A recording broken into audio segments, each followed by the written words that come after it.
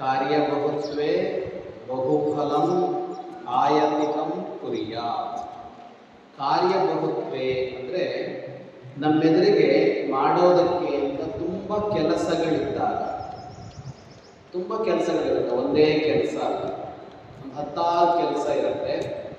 ಆಗ ಯಾವ ಕೆಲಸ ಮಾಡಬೇಕು, ಯಾವ ಕೆಲಸನ ಚೂಸ್ ಮಾಡ್ಕೋಬೇಕು, ಯಾವ ಕೆಲಸನ ಆಯ್ಕೆ ಮಾಡ್ಕೋಬೇಕು ಅಂತ ಅನ್ನೋದಕ್ಕೆ ಚಾಣಕ್ಯ ಹೇಳ್ತಾನೆ, ಬಹುಫಲಂ ಆಯತಿಕಂ ಕುರ್ಯಾತ್. ನಮ್ಮ ಪ್ರಿಯಾರಿಟಿಯಲ್ಲಿ ಆದ್ಯತೆಯಲ್ಲಿ ಯಾವುದಿರಬೇಕು ಅಂದರೆ ಯಾವ ಕೆಲಸಕ್ಕೆ ಹೆಚ್ಚು ಫಲ ಇದೆಯೋ, ಯಾವ ಕೆಲಸದಿಂದ ಹೆಚ್ಚು ಪರಿಣಾಮ ಆಗುತ್ತೋ ಆ ಕಾರ್ಯ ಮಾಡಬೇಕು. ಯಾವುದೋ ಒಂದು ನಮಗೆ ಸುಲಭ ಆಗುತ್ತೆ ಅಂತ ಒಂದು ಕಾರ್ಯ ಮಾಡಿಬಿಡ್ತೀವಿ. 4-5 ಕೆಲಸ ಇದೆ ಅಂದರೆ ಈ ಕೆಲಸ ಅಂತ ಯಾವುದನ್ನು ಚೂಸ್ ಮಾಡ್ತೀವಿ ನಾವು ಅಂದರೆ ನಮಗೆ ಮಾಡೋಕ್ಕೆ ಸುಲಭ ಆಗಬೇಕು, ಕಷ್ಟ ಆಗಬಾರ್ದು ಅಂಥದ್ದು ಯಾವುದೋ ಒಂದೊಂದು ತಗೋತೀವಿ. ಕೆಲವು ಕೆಲಸ ಮಾಡಿದರೆ ನಮ್ಗೆ ಖುಷಿ ಇರುತ್ತೆ, ಕೆಲವು ಕೆಲಸ ಮಾಡೋಕ್ಕೆ ಖುಷಿ ಇರುತ್ತೆ, ಕೆಲವು ಕೆಲಸ ಮಾಡೋಕ್ಕೆ ಖುಷಿ ಇರೋದು. ನಮ್ಗೆ ಯಾವಾಗಲೂ ಎಲ್ಲ ಥರದ ಕೆಲಸ ಮಾಡಿದ್ರೂ ಸಂತೋಷ ಸಿಕ್ಕೋಲ್ಲ, ಕೆಲವೊಂದು ಸಂತೋಷ ಸಿಗುತ್ತೆ. ಒಂದು ಮಾಡೋಕ್ಕೆ ಸುಲಭ ಆಗಿರೋ ಕೆಲಸ ಚೂಸ್ ಮಾಡ್ಕೋತೀವಿ, ಅಥವಾ ನಮಗೆ ಯಾವ್ದು ಖುಷಿ ಕೊಡುತ್ತೋ ಅದನ್ನು ನಾವು ಸಹಜವಾಗಿ ಆಯ್ಕೆ ಮಾಡ್ಕೋತೀವಿ.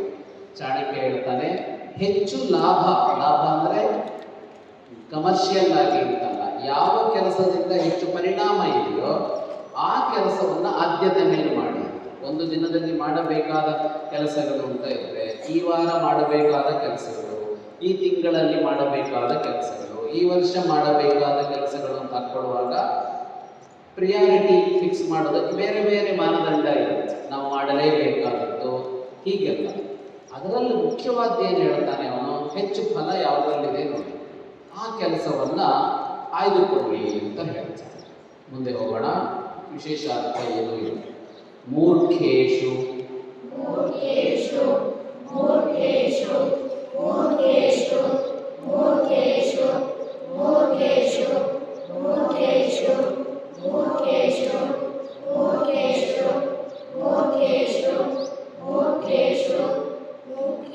ವಿವಾದೋ ನ ಕರ್ತವ್ಯಃ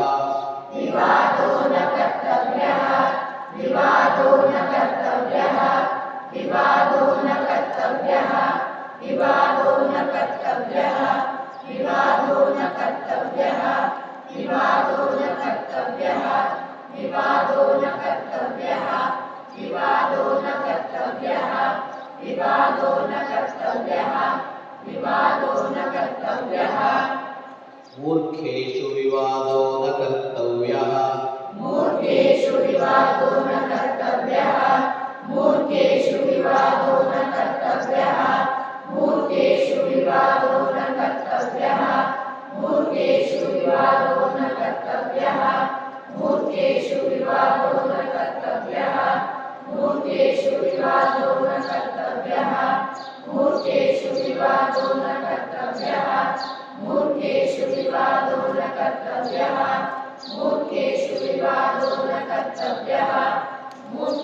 ವಿವಾದೋ ನ ಕರ್ತವ್ಯಃ ಮಹಾಪ್ರಾಣ ಗಮನಿಸಲ್ಲ. ಮೂರ್ಖೇಶು ಅಂತ ಇದೆ, ಮೂರ್ಖೇಶು ಅಂತ. ಮೂರ್ಖರ ಜೊತೆಗೆ ವಿವಾದ ಮಾಡಿಕೊಳ್ಳಬಾರದು. ವಿವಾದ ಅಂದರೆ ಜಗಳ ಅಂತ ಅನ್ಕೊಳ್ಳೋಣ. ವಾದ ವಿವಾದ ಎರಡು. ಮೂರ್ಖರ ಜೊತೆಗೆ ಚರ್ಚೆ ಮಾಡೋಕ್ಕೆ ಹೋಗಬಾರ್ದು, ವಾದ ಮಾಡೋಕ್ಕೆ ಹೋಗಬಾರ್ದು, ವಿವಾದ ಮಾಡೋಕ್ಕೆ ಹೋಗಬಾರ್ದು. ಯಾರ ಜೊತೆಗೆ ಚರ್ಚೆ ಮಾಡಬೇಕು ಅಂತ ಅಂದರೆ ಬುದ್ಧಿವಂತರ ಜೊತೆಗೆ, ಜಾಣರ ಜೊತೆಗೆ, ವಿವೇಕಿಗಳ ಜೊತೆಗೆ ಚರ್ಚೆ ಮಾಡಬೇಕು. ಬುದ್ಧಿವಂತರು ಜಾಣರು ಅನ್ನೋದಕ್ಕಿಂತ ಯಾವುದಾದ್ರೂ ವಿಷಯ ಚರ್ಚೆ ಮಾಡೋದಾದರೂ, ವಾದವನ್ನೇ ಮಾಡೋದಾದರೂ ಯಾರ ಜೊತೆಗೆ ಅಂದರೆ ವಿವೇಕಿಗಳ ಜೊತೆ. ಈಗ ಅವರ ಅಭಿಪ್ರಾಯ ಬೇರೆ ಇರುತ್ತೆ, ನಮ್ಮ ಅಭಿಪ್ರಾಯ ಬೇರೆ ಇರುತ್ತೆ. ಆದರೆ ಅವನು ವಿವೇಕಿ ಆಗಿದ್ದರೆ ಮಾತ್ರ ಅವನ ಜೊತೆಗೆ ಚರ್ಚೆ. ಅವನು ಮೂರ್ಖ ಆಗಿದ್ದರೆ ಅವನ ಜೊತೆ ಚರ್ಚೆ ಇಲ್ಲ. ಯಾಕೆ? ತಾನು ಕಂಡ ಮೊಲಕ್ಕೆ 3 ಕಾಲು ಅಂತ ಹೇಳ್ತಾನೆ ಮೂರ್ಖ. ತಾನು ಕಂಡ ಮೊಲಕ್ಕೆ 3 ಕಾಲು ಅಂದರೆ ಮೊಲ ಏನೋ ಒಂದು ಕಾಲು ಎತ್ಕೊಂಡು ಓಡುತ್ತಂತೆ, ಕೇಳಿದ್ದೀರಾ? ಅದು ಓಡುವಾಗ ಒಂದು ಕಾಲನ್ನು ಮಡಚ್ಕೊಳ್ಳುತ್ತಂತೆ. ಹಾಗಾಗಿ ನೀವು ನೋಡಿದರೆ ಏನು ಕಾಣಿಸುತ್ತೆ? ಇಲ್ಲಿ 3 ಕಾಲು ಕಾಣಿಸುತ್ತೆ. ಅದು 3 ಕಾಲು ಅಂತಾರೆ. ಕಾಣಿಸಿದೆ ನನಗೆ 3 ಕಾಲು? ಇಲ್ಲ, 4 ಕಾಲು. ಅದು ಒಂದು ಕಾಲನ್ನು ಎತ್ಕೊಂಡಿದೆ ಅಂದರೆ ಅವ್ನು ಕೇಳೋಕೆ ಸಿಗ್ತಾ ಇದೆ. ನಾನು ಕಂಡಿದ್ದು ಮಾತ್ರ ಸರಿ, ನಾನು ಕಂಡಿದ್ದು ಮಾತ್ರ ಮಾತ್ರ ಸತ್ಯ ಅಂತ ಹೇಳ್ತಾನಲ್ಲ, ಯಾವ ಕಾಲಕ್ಕೂ ಯಾವ ಕಾರಣಕ್ಕೂ ಅವನ ಜೊತೆಗೆ ಚರ್ಚೆಗೆ ಹೋಗಬೇಡಿ. ಮೂರ್ಖ ಅಂದರೆ ದಡ್ಡ ಅಲ್ಲ. ನಾವು ದಡ್ಡರಿಗೂ ಮೂರ್ಖರು ಅಂತ ಬಳಸಿಬಿಡ್ತೀವಿ. ಮೂರ್ಖ ಅಂದರೆ ದಡ್ಡ ಅಲ್ಲ, ಅವನು ಬುದ್ಧಿವಂತನೇ ಆಗಿರ್ತಾನೆ, ಅಂದರೆ ವಿವೇಕ ಇದೆ, ಅವನು ಮೂರ್ಖ. ದಡ್ಡ ಅಥವಾ ಪೆದ್ದ ಯಾರು ಅಂದರೆ ಅವನಿಗೆ ಬೇಗ ಅರ್ಥ ಆಗಲ್ಲ, ಅವನು ದಡ್ಡ, ಅವನು ಪೆದ್ದ. ಅರ್ಥ ಆಗೋಲ್ಲ ಅಂತಲ್ಲ, ತಕ್ಷಣ ಅರ್ಥ ಆಗಲ್ಲ, ಅವನು ದಡ್ಡ. ಅವನಿಗೆ ನಿಧಾನವಾಗಿ ಹಾಗಲ್ಲ ಹೀಗೆ ಅಂತ ಹೇಳಿ ಅರ್ಥ ಮಾಡಿಸಿದ್ರೆ ಅವನು ಒಪ್ಕೋತಾನೆ. ಹಾಗಾಗಿ ಪೆದ್ದ ದಡ್ಡ ಇರ್ತಾನಲ್ಲ, ಅವನು ಯಾವತ್ತೂ ಅಪಾಯ ಅಲ್ಲ, ಯಾವತ್ತೂ ಸಮಸ್ಯೆ ಅಲ್ಲ. ಸಮಸ್ಯೆ ಯಾರು? ಅವನು ಸತ್ಯವನ್ನು ನೋಡೋಕೆ ಸಿದ್ಧ ಇರೋದು. ಪೆದ್ದ ಹಾಗಲ್ಲ, ಅವನಿಗೆ ಸತ್ಯ ಯಾವುದು ಅಂತ ತಕ್ಷಣ ಗೊತ್ತಾಗೋಲ್ಲ, ನಿಧಾನವಾಗಿ ಅರ್ಥ ಮಾಡ್ಕೊತಾನೆ. ಮೂರ್ಖ ಹಾಗಲ್ಲ, ನನಗಿಷ್ಟು ಅನಿಸಿದೆ, ನಾನು ಇದನ್ನು ನೋಡಿದ್ದೀನಿ, ನಾನು ಇದನ್ನು ಕೇಳಿದ್ದೀನಿ, ಇಷ್ಟೇ ಸತ್ಯ, ಬೇರೆ ಯಾವುದು ಸತ್ಯ ಅಲ್ಲ ಅಂತ ಹೇಳ್ತಾನೆ. ವಿವೇಕಿ ಆದರೆ ಏನು ಮಾಡ್ತಾನೆ? ವಿವೇಕ ಅಂದರೆ ವಿವಿಚ್ಯ ಜ್ಞಾನ, ಪ್ರತ್ಯೇಕಿಸಿ ನೋಡಬೇಕು, ಬೇರ್ಪಡಿಸಿ ನೋಡಬೇಕು. ಹಾಗಿದ್ರೆ ವಿವೇಕಿ. ಹಾಗಿಲ್ಲದೆ ಇರೋನು ಮೂರ್ಖ. ಅವನ ಜೊತೆಗೆ ಯಾವ ಕಾರಣಕ್ಕೂ ವಿವಾದಕ್ಕೆ ಒಳಗಾಗಬೇಡಿ. ಮುಂದಿನ ಸೂತ್ರಕ್ಕೆ ಹೋಗೋಣ. ಮೂರ್ಖೇಶು, ಶು ಅನ್ಬೇಡಿ, ಹಾ ಅನ್ಬೇಡಿ, ಮೂರ್ಖೇಶು.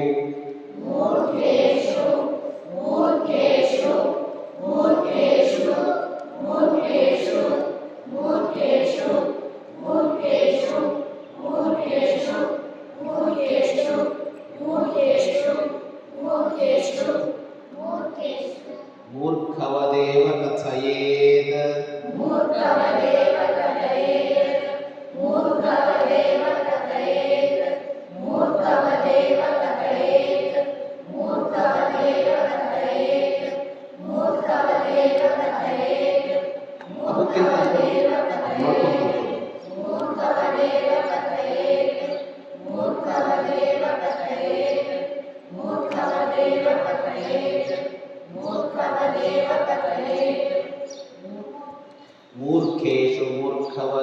ಕಥಯೇತ್, ಮೂರ್ಖೇಶು ಮೂರ್ಖವದೇವ ಕಥಯೇತ್,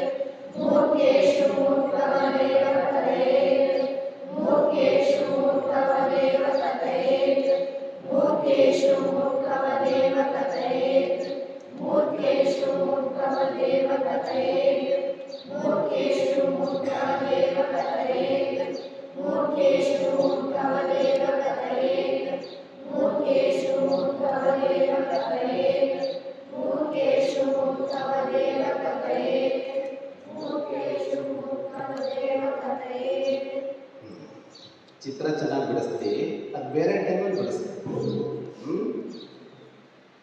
ಮೂರ್ಖೇಶು ಮೂರ್ಖವತ್ ಏವ ಕಥಯೇತ್. ಈಗ ಮೂರ್ಖರ ಜೊತೆ ವಾದ ಮಾಡೋಲ್ಲ, ಸರಿ. ಮೂರ್ಖರ ಇರೋ ಜಾಗಕ್ಕೆ ಹೋಗಲ್ಲ ಅಂದರೆ ಬೇರೆ. ಕೆಲವು ಸಲ ಏನಾಗುತ್ತೆ, ಅವ್ರು ನಮ್ಮ ಜೊತೆಗೇ ಇರ್ತಾರೆ, ಅವ್ರ ಜೊತೆ ಬದುಕೋದು ಅನಿವಾರ್ಯ ಆಗಿರುತ್ತೆ ನಮ್ಗೆ, ಯಾವ್ಯಾವುದೋ ಕಾರಣ. ಈಗ ಯಾರ ಜೊತೆ ಬದುಕಬೇಕು ಅಂತ ನಾವೇ ನಿರ್ಣಯ ಮಾಡ್ಕೊಂಡು ಬೇಡದೇ ಇದ್ದಾರಲ್ಲ ಹೋಗಿ ಅಂತ ಹೇಳೋಕ್ಕಾಗಲ್ಲ, ಏನೋ ಸಂಬಂಧ ಇರುತ್ತೆ, ಇನ್ನೇನೇನೋ ಕಾರಣ ಇರುತ್ತೆ, ಅಂಥವ್ರ ಜೊತೆ ಬದುಕೋದು ಅನಿವಾರ್ಯ ಆಗುತ್ತೆ. ಮತ್ತು ಆವಾಗ ಏನು ಮಾಡಬೇಕು? ಅವನು ಹೇಳಿದ ಅಲ್ಲ ಅಂತಂದ್ರೆ ಅವನೇನು ಶುರು ಮಾಡ್ತಾನೆ, ಹಂಗಲ್ಲ ಹಿಂಗಲ್ಲ ಅಂತ ಜಗಳ ಶುರು ಮಾಡ್ತಾನೆ. ಅದಕ್ಕೆ ಚಾಣಕ್ಯ ಹೇಳ್ತಾನೆ, ಮೂರ್ಖರ ಜೊತೆಗೆ ಮೂರ್ಖರಂತೆಯೇ ಮಾತಾಡ್ಬಿಡು. ಮೂರ್ಖರ ಜೊತೆಗೆ ಅವನ ಥರನೇ, ನೀನು ಹೇಳಿದ್ದೆ ಸರಿ, ಅವನಂಗಲ್ಲ ಹಿಂಗೆ ಅಂತಾನೆ. ಮೊಲಕ್ಕೆ 3 ಕಾಲು ಅಂತಾನೆ. ಅವನು 3 ಕಾಲು ಅಂತ ಹೇಳಿದ್ದಕ್ಕೆ ಮೊಲದ ಇನ್ನೊಂದು ಕಾಲು ಏನಾದರೂ ತುಂಡಾಗ್ಬಿಡತ್ತಾ? ಏನಿಲ್ಲ ತಾನೆ. ಸತ್ಯ ಸತ್ಯನೇ, ಅವನು ಒಪ್ಪದೇ ಇರಲಿ. ಯಾವುದು ನಿಜವೋ ಅದು ನಿಜ ಆಗಿರುತ್ತೆ. ಅದಕ್ಕೆ ಏನು ಮಾಡಬೇಕು? ಅವನ ಹತ್ರ ಅವನ ಥರನೇ ಮೂರ್ಖವತ್ ಏವ. ಮೂರ್ಖವತ್ ಕಥೆಯೇ ಇದ್ದಲ್ಲ. ಈ ಚಾಣಕ್ಯನಿಗೆ ತುಂಬ ಜನ ಮೂರ್ಖರು ಸಿಕ್ಕಿದ್ರು ಅನ್ಸುತ್ತೆ. ಮೂರ್ಖವತ್ ಏವ, ಮೂರ್ಖರಂತೆಯೇ ಅಂತ ಒತ್ತು ಕೊಡ್ತಾನ. ಹಾಗೆ ಮಾತಾಡ್ಬೋದು, ಜೈ ಹೇಳ್ಕೊಳ್ತೀರು ಅಂತ ಮುಗೀತಾರೆ. ಅವಾಗೇನು, ಅವನ ಜೊತೆಗೆ ಆ ವಿಷಯಕ್ಕೊಂದು ಜಗಳ ಇಲ್ಲ, ಆ ವಿಷಯಕ್ಕೊಂದು ಗಲಾಟೆ ಇಲ್ಲ. ಅವನು ಶಾಂತವಾಗಿರ್ತಾನೆ, ನಾವು ಶಾಂತವಾಗಿರ್ತೀವಿ. ಇಲ್ಲದೇ ಇದ್ದರೆ ಅವನೂ ಶಾಂತವಾಗಿರಲ್ಲ, ನಮ್ಮನ್ನು ಶಾಂತವಾಗಿರೋದಕ್ಕೆ ಬಿಡೋಲ್ಲ.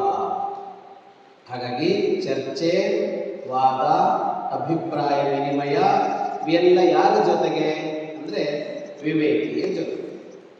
ಮೂರ್ಖ ಅಂತ ಗೊತ್ತಾದರೆ ಸುಮ್ಮನಿರಬೇಕು, ಇಲ್ಲ ನೀನು ಹೇಳಿ ಅನಿವಾರ್ಯ ಅಂದರೆ ನೀನು ಹೇಳಿದ್ದೆ ಸರಿ, ನಾವು ಹೋಗ್ತಾ ಇರ್ಬೇಕು. ಮುಂದೋಗೋಣ. ದಯಾಧರ್ಮಸ್ಯ ಜನ್ಮಭೂಮಿಃ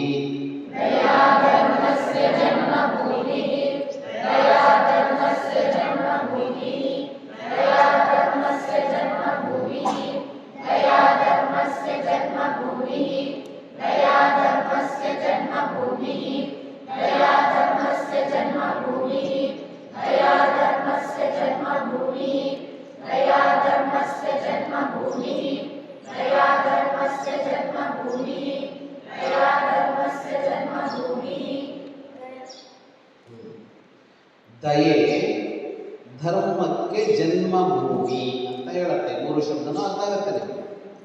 ದಯೆ ಧರ್ಮಕ್ಕೆ ಜನ್ಮಭೂಮಿ. ಜನ್ಮಭೂಮಿ ಅಂದರೆ ಅದು ಹುಟ್ಟುವ ಸ್ಥಳ, ಅಂದರೆ ಅದಕ್ಕೆ ಕಾರಣ ಅಂತ ಅರ್ಥ. ಧರ್ಮಕ್ಕೆ ಕಾರಣ ಯಾವುದು ಅಂದರೆ ದಯೆ. ಧರ್ಮ ಅಂದರೆ ಬಹಳ ವ್ಯಾಖ್ಯಾನ ಇದೆ. ಧರ್ಮ ಅಂದರೆ ಏನು ಅನ್ನೋದಕ್ಕೆ ಬಹಳ ವ್ಯಾಖ್ಯಾನ ಇದೆ ಅಂತೆ ಮೊದಲನೇ ಸೂತ್ರ ಅರ್ಥ ಹೇಳಿದ್ರೆ ಮುಂದೆ ಬಂದಿದೆ. ಕೊನೆಗೆ ಹೇಳೋಣ ಅಂತ. ಯಾವ ಸೂತ್ರಕ್ಕೆ ಅರ್ಥ ಹೇಳಲಿಲ್ಲ? ಸುಖಸ್ಯ ಮೂಲಂ ಧರ್ಮ. ಧರ್ಮ ಅಂತ ಅಂದರೆ ಒಳಿತು ಅಂತ ತಗೊಳ್ಳಿ. ಒಳಿತು, ಒಳ್ಳೆಯದು ಮಾಡಬೇಕು, ಒಳ್ಳೆಯದಾಗಿರಬೇಕು. ಯಾವುದು ಎಲ್ಲರಿಗೂ ಒಳ್ಳೆಯದಾಗುತ್ತೋ, ಒಳ್ಳೆಯದು ಮಾಡುತ್ತೋ ಅದು ಧರ್ಮ. ಎಲ್ಲರಿಗೂ ಒಳ್ಳೆಯದು ಮಾಡೋದು ಧರ್ಮ ಅಂತಾದರೆ ಎಲ್ಲರಿಗೂ ಒಳ್ಳೆಯದು ಮಾಡಬೇಕು ಅಂತ ನಮ್ಗೆ ಅನ್ನಿಸ್ಬೇಕಲ್ವಾ? ಹಾಗೆ ಅನ್ನಿಸತ್ತಲ್ಲ, ಅದಕ್ಕೆ ದಯೆ ಅಂತ ಹೆಸರು. ದಯೆ ಅಂದರೆ ಏನು? ಇವನು ಚೆನ್ನಾಗಿರಬೇಕು, ಅವನು ಚೆನ್ನಾಗಿರಬೇಕು, ಮತ್ತೊಬ್ಬನೂ ಚೆನ್ನಾಗಿರಬೇಕು, ಎಲ್ಲರೂ ಚೆನ್ನಾಗಿರಬೇಕು ಅಂತ ಅನಿಸಿದ್ರೆ ಅದಕ್ಕೆ ದಯೆ ಅಂತ ಹೆಸರು. ಈಗ ಕೆಲವರು ಮಾತ್ರ ಚೆನ್ನಾಗಿರಬೇಕು, ಉಳಿದವ್ರು ಚೆನ್ನಾಗಿರದೇ ಇದ್ರು ಪರವಾಗಿಲ್ಲ ಅಂತ ಕೆಲವರು ಯೋಚನೆ ಮಾಡ್ತಾರೆ ಅಲ್ವಾ? ಅವ್ರ ಕಡೆಯವ್ರು ಮಾತ್ರ ಚೆನ್ನಾಗಿರ್ಬೇಕು, ಬೇರೆಯವ್ರು ಹೆಂಗಿದ್ರು ತೊಂದರೆ ಇಲ್ಲ. ಅವ್ರ ಮನೆಯವರು, ಅವ್ರಿಗೆ ಯಾರು ಬೇಕು ಅವರು ಊಟ ಮಾಡಿದರೆ ಸಾಕು, ಉಳಿದವ್ರು ಊಟ ಮಾಡಬೇಕು ಅಂತಿಲ್ಲ. ಅವರು ಉಪವಾಸ ಬೇಕಿದ್ರು ಇರ್ಬೋದು ಅಂತ ಯೋಚನೆ ಮಾಡ್ತಾರಲ್ಲ, ಇದನ್ನು ದಯೆ ಅಂತ ಕರೆಯೋಲ್ಲ. ದಯೆ ಅಂತ ಕರೆಯೋದು ಯಾವುದಕ್ಕೆ? ಎಲ್ಲರಿಗೂ ಹೊಟ್ಟೆ ತುಂಬಬೇಕು, ಎಲ್ಲರೂ ಖುಷಿಯಾಗಿರಬೇಕು, ಎಲ್ಲರೂ ಸುಖವಾಗಿರಬೇಕು ಅಂತ ನೋಡಿದರೆ ಅದಕ್ಕೆ ದಯೆ ಅಂತ ಹೆಸರು. ಈ ದಯೆ ನಮ್ಮಲ್ಲಿ ಉಂಟಾಯಿತು, ಈ ಭಾವನೆ ಉಂಟಾಯಿತು, ಈ ಭಾವ ಉಂಟಾಯಿತು ಅಂದರೆ ಧರ್ಮ ಅನ್ನೋದು ಅಲ್ಲಿ ನಡೀತು ಅಂತ ಲೆಕ್ಕ. ಧರ್ಮ ಕಾರ್ಯ ನಡೀತು ಅಂತ ಲೆಕ್ಕ. ಹಾಗಾಗಿ ಧರ್ಮ ಅನ್ನೋದು ಒಬ್ಬನಲ್ಲಿ ಇದೆ ಅಂತ ಅಂದರೆ ಅವನಲ್ಲಿ ದಯೆ ಇದೆ ಅಂತ ಅರ್ಥ. ಹಿಂದೆ ಋಷಿಗಳೆಲ್ಲ ಶಾಪ ಕೊಡ್ತಾ ಇದ್ರು, ಕೇಳಿದಿರಲ್ವಾ? ಋಷಿಗಳು ಅಂದರೆ ಶಾಪ ಕೊಡ್ತಾರೆ ಅಂತ ಅಲ್ವಾ? ಋಷಿಗಳು ಅನುಗ್ರಹ ಮಾಡಿರೋದು ಎಷ್ಟೋ ಕಥೆ ಇದೆ. ಆದರೆ ಋಷಿ ಅಂದರೆ ಸಿಟ್ಟು ಮಾಡ್ತಾನೆ, ಶಾಪ ಕೊಡ್ತಾನೆ. ವಾಸ್ತವವಾಗಿ ಈ ಶಾಪ ಕೊಡೋದು ಅಂತ ಇದೆಯಲ್ಲ, ಅದು ಕೆಟ್ಟದ್ದಾಗಲಿ ಅಂತ ಕೊಡೋದಲ್ಲ. ಅಂದರೆ ಅವನಿಗೆ ಯಾರು ತಪ್ಪು ಮಾಡಿದಾನೋ ಆ ಜೀವಕ್ಕೆ ಕೆಡುಕಾಗಬೇಕು ಅಂತ ಕೊಡೋದಲ್ಲ. ಶಾಪ ಕೊಡೋದು ಯಾಕೆ ಅಂದರೆ ಅವನು ಮಾಡಿದ ತಪ್ಪು ಅವನಲ್ಲಿ ಅಂಟಿಕೊಳ್ಳದೇ ಇರಲಿ, ಅವನು ಸರಿಯಾಗಲಿ ಅಂತ. ಹಿರಿಯರು ಬೈತಾರಲ್ಲ ನಮಗೆ, ಹಿರಿಯರು ಬೈತಾರೆ, ಒಂದೇನು ಹೊಡಿಬೋದು, ಹಾಗೆ ಯಾಕೆ ಮಾಡಿದೆ ಅಂತಾರೆ. ಇದರ ಹಿಂದೆ ಏನಿದೆ ಅವ್ರ ಮನಸ್ಸಿನಲ್ಲಿ ಅಂದರೆ ಅವ್ರ ಮನಸ್ಸಿನಲ್ಲಿರೋದು ದಯೆನೇ. ಅವ್ರ ಮನಸ್ಸಿನಲ್ಲಿರೋದು ದಯೆ. ಯಾಕೆಂದರೆ ಹೀಗೆ ಮಾಡಿದರೆ ಇವನಿಗೆ ಒಳ್ಳೆಯದಾಗಲ್ಲ, ಇವನಿಗೆ ಕೆಟ್ಟದ್ದಾಗತ್ತೆ ಅಂತ ದಯೆ ಮನಸ್ಸಿನಲ್ಲಿದ್ದರೆ ಮಾತ್ರ ಇನ್ನೊಬ್ಬರನ್ನು ತಿದ್ದುತ್ತೀವಿ. ಇಲ್ಲದೇ ಇದ್ದರೆ ಏನು ಮಾಡ್ತೇವೆ?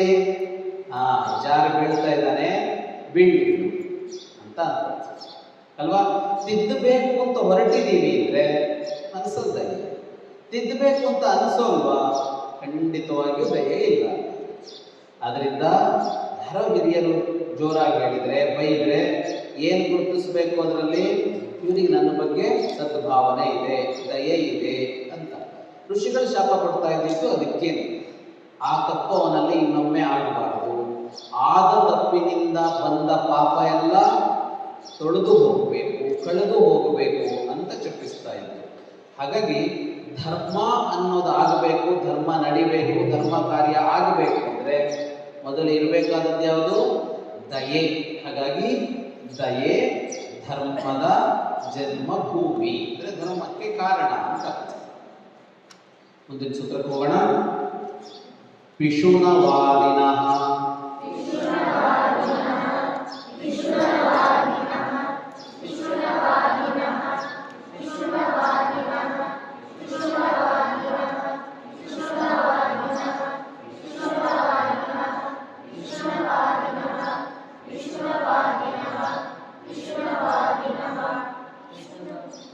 ರಹಸ್ಯಂ ಕುತಃ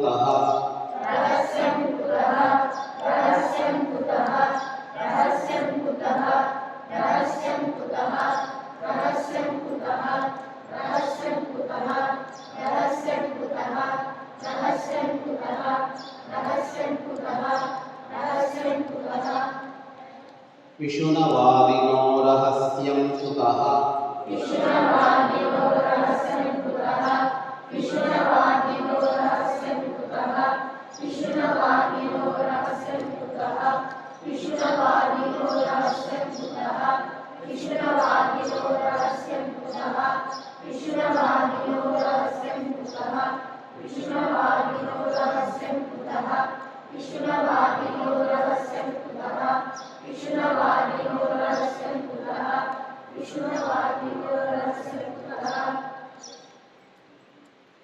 ಪಿಶುನವಾದಿ ಅಂದರೆ ಚಾಡಿಕೋರ.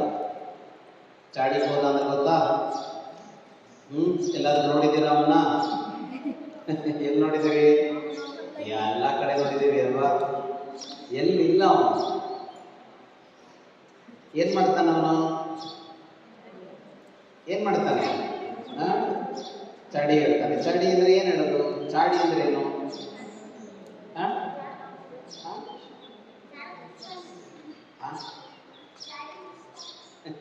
ಚಾಡಿ ಚುಚ್ಚುತ್ತಾನೆ. ಏನದು? ಚೂಪಾದ ಕಡ್ಡಿನ ಚುಚ್ಚೋದು ಅಂದ್ರೆ ಅವನೇನ್ ಮಾಡ್ತಾನೆ? ಯಾರ ಹತ್ರನೋ ಯಾರದೋ ಬಗ್ಗೆ ಕೆಟ್ಟ ಮಾತಾಡ್ತಾನೆ. ಚಾಡಿ ಚುಚ್ಚುತ್ತಾನೆ. ಇವನ್ ಹಂಗೆ ಮಾಡ್ದ, ಇವನ್ ಹಿಂಗೆ ಮಾಡ್ದ, ಇವನ್ ತಪ್ಪು ಮಾಡ್ದ, ಇವನ್ ಸರಿ ಇಲ್ಲ ಅಂತ ಹೇಳ್ತಾರೆ ಅಲ್ವಾ? ಎಷ್ಟು ಅದರ ವ್ಯಾಪಕತೆ ಅಂದ್ರೆ ಸಣ್ಣ ಮಕ್ಕಳಿಗೂ ಗೊತ್ತಿದೆ ಚಾಡಿ ಹೇಳೋ ವಿಷಯ, ಬೇರೆದು ಗೊತ್ತಿಲ್ಲ. ಈ ಚಾಡಿ ಹೇಳ್ತಾನಲ್ಲ, ಚಾಡಿ ಹೇಳೋದು ದೊಡ್ಡ ತಪ್ಪು. ಚಾಡಿ ಹೇಳೋದು ದೊಡ್ಡ ತಪ್ಪು. ಈ ಸೂತ್ರದಲ್ಲಿ ಆ ದೊಡ್ಡ ತಪ್ಪನ್ನು ಹೇಳುತ್ತೆ. ಚಾಡಿ ಹೇಳುವವರಲ್ಲಿ ಗುಟ್ಟು ಅಂತ ಇರೋಲ್ಲ ಅಂತ. ಪಿಶುನವಾದಿನ ರಹಸ್ಯಂ ಕುತಃ ಅಂತ. ಅವ್ರೇನ್ ಮಾಡ್ತಾರೆ? ಅವ್ರ ಕೆಲಸ ಏನು? ಏನಾದ್ರೂ ಗೊತ್ತಾಗೋ ಆಗಿಲ್ಲ, ಗೊತ್ತಾದ ಕೂಡಲೇ ಹೋಗಿ ಇಲ್ಲದೆ ಇರೋದನ್ನೇ ಸೃಷ್ಟಿ ಮಾಡ್ಕೊಂಡು ಹೇಳ್ತಾರೆ. ಇನ್ನು ಇದ್ರೆ ಬಿಡ್ತಾರ ಅಲ್ವಾ? ಏನೂ ಮಾಡಿರೋಲ್ಲ ಅವನು ಹಿಂಗೆ ಮಾಡ್ದ, ಅವನು ಹಂಗೆ ಮಾಡ್ದ, ಅವಳು ಹಂಗೆ ಮಾಡ್ದ ಅಂತ ಹೇಳ್ತಾರೆ. ಇನ್ನೇನಾದ್ರೂ ಸ್ವಲ್ಪ ಸಿಕ್ಕಿದ್ರೆ ಹೇಳಿಯೇ ಹೇಳ್ತಾರೆ. ಹಾಗಾಗಿ ಅವರಲ್ಲಿ ಗುಟ್ಟು ಅಂತ ಉಳ್ಕೊಳ್ಳೋಲ್ಲ. ಗುಟ್ಟು ಅಂತ ಉಳ್ಕೊಳ್ಳೋಲ್ಲ ಅಂತ ಚಾಣಕ್ಯ ಯಾಕೆ ಗೊತ್ತು ಹೇಳ್ತಾನೆ ಅಂತ ಅಂದ್ರೆ, ನಿಮ್ಮ ಬಗ್ಗೆ ಎಲ್ಲವನ್ನೂ ಹೇಳ್ಕೊಳ್ತಾ ಹೋಗ್ಬೇಡಿ ಅಂತ ಇನ್ನೊಂದು ಹೇಳಿದ್ದವು ಅಲ್ವಾ? ಯಾವ ಸೂತ್ರ ಅದು? ನೀಚೇಶು ನೀಚೇಶು ಮುಂದೇನಿತ್ತು?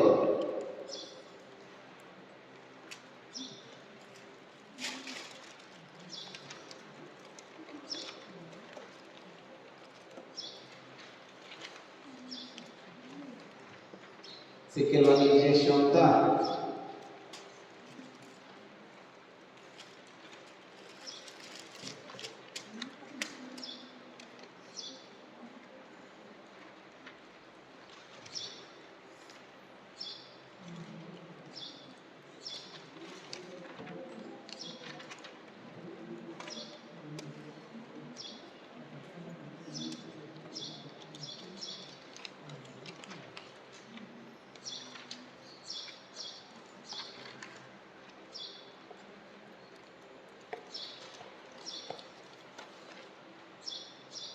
ಬೇಡ, ಆಮೇಲೆ ಏನು ಮಾಡ್ಕೊಂಡು ಹೇಳ್ತೀನಿ.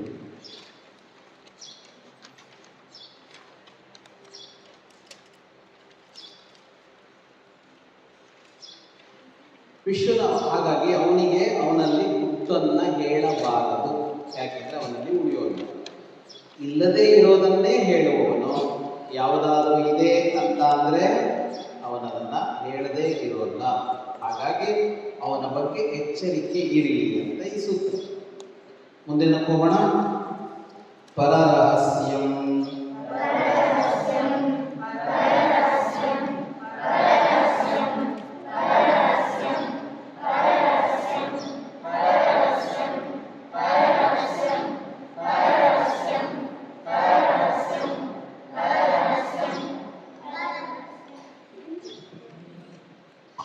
ನೈವ ಶ್ರೋತವ್ಯಂ. ಲೆಕ್ಕ ಮಾಡಬೇಕು.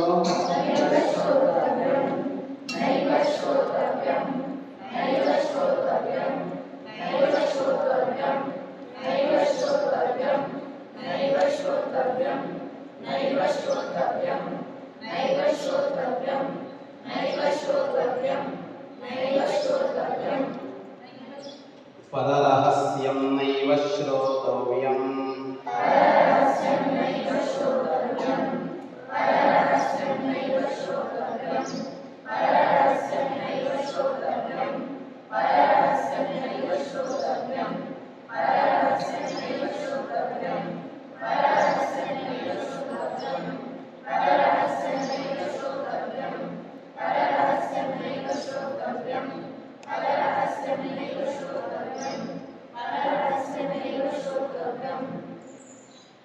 ಇನ್ನೊಬ್ಬರ ಗುಟ್ಟನ್ನು ತಿಳಿದುಕೊಳ್ಳಬಾರದು ಅಂತ ಇದೆ. ನಮ್ಗೆ ಆಸಕ್ತಿ ಯಾವುದರಲ್ಲಿ? ಕುತೂಹಲ, ಕ್ಯೂರಿಯಾಸಿಟಿ. ಇದು ಕ್ಯೂರಿಯಾಸಿಟಿ ಆಗಿರುತ್ತೆ. ಏನು?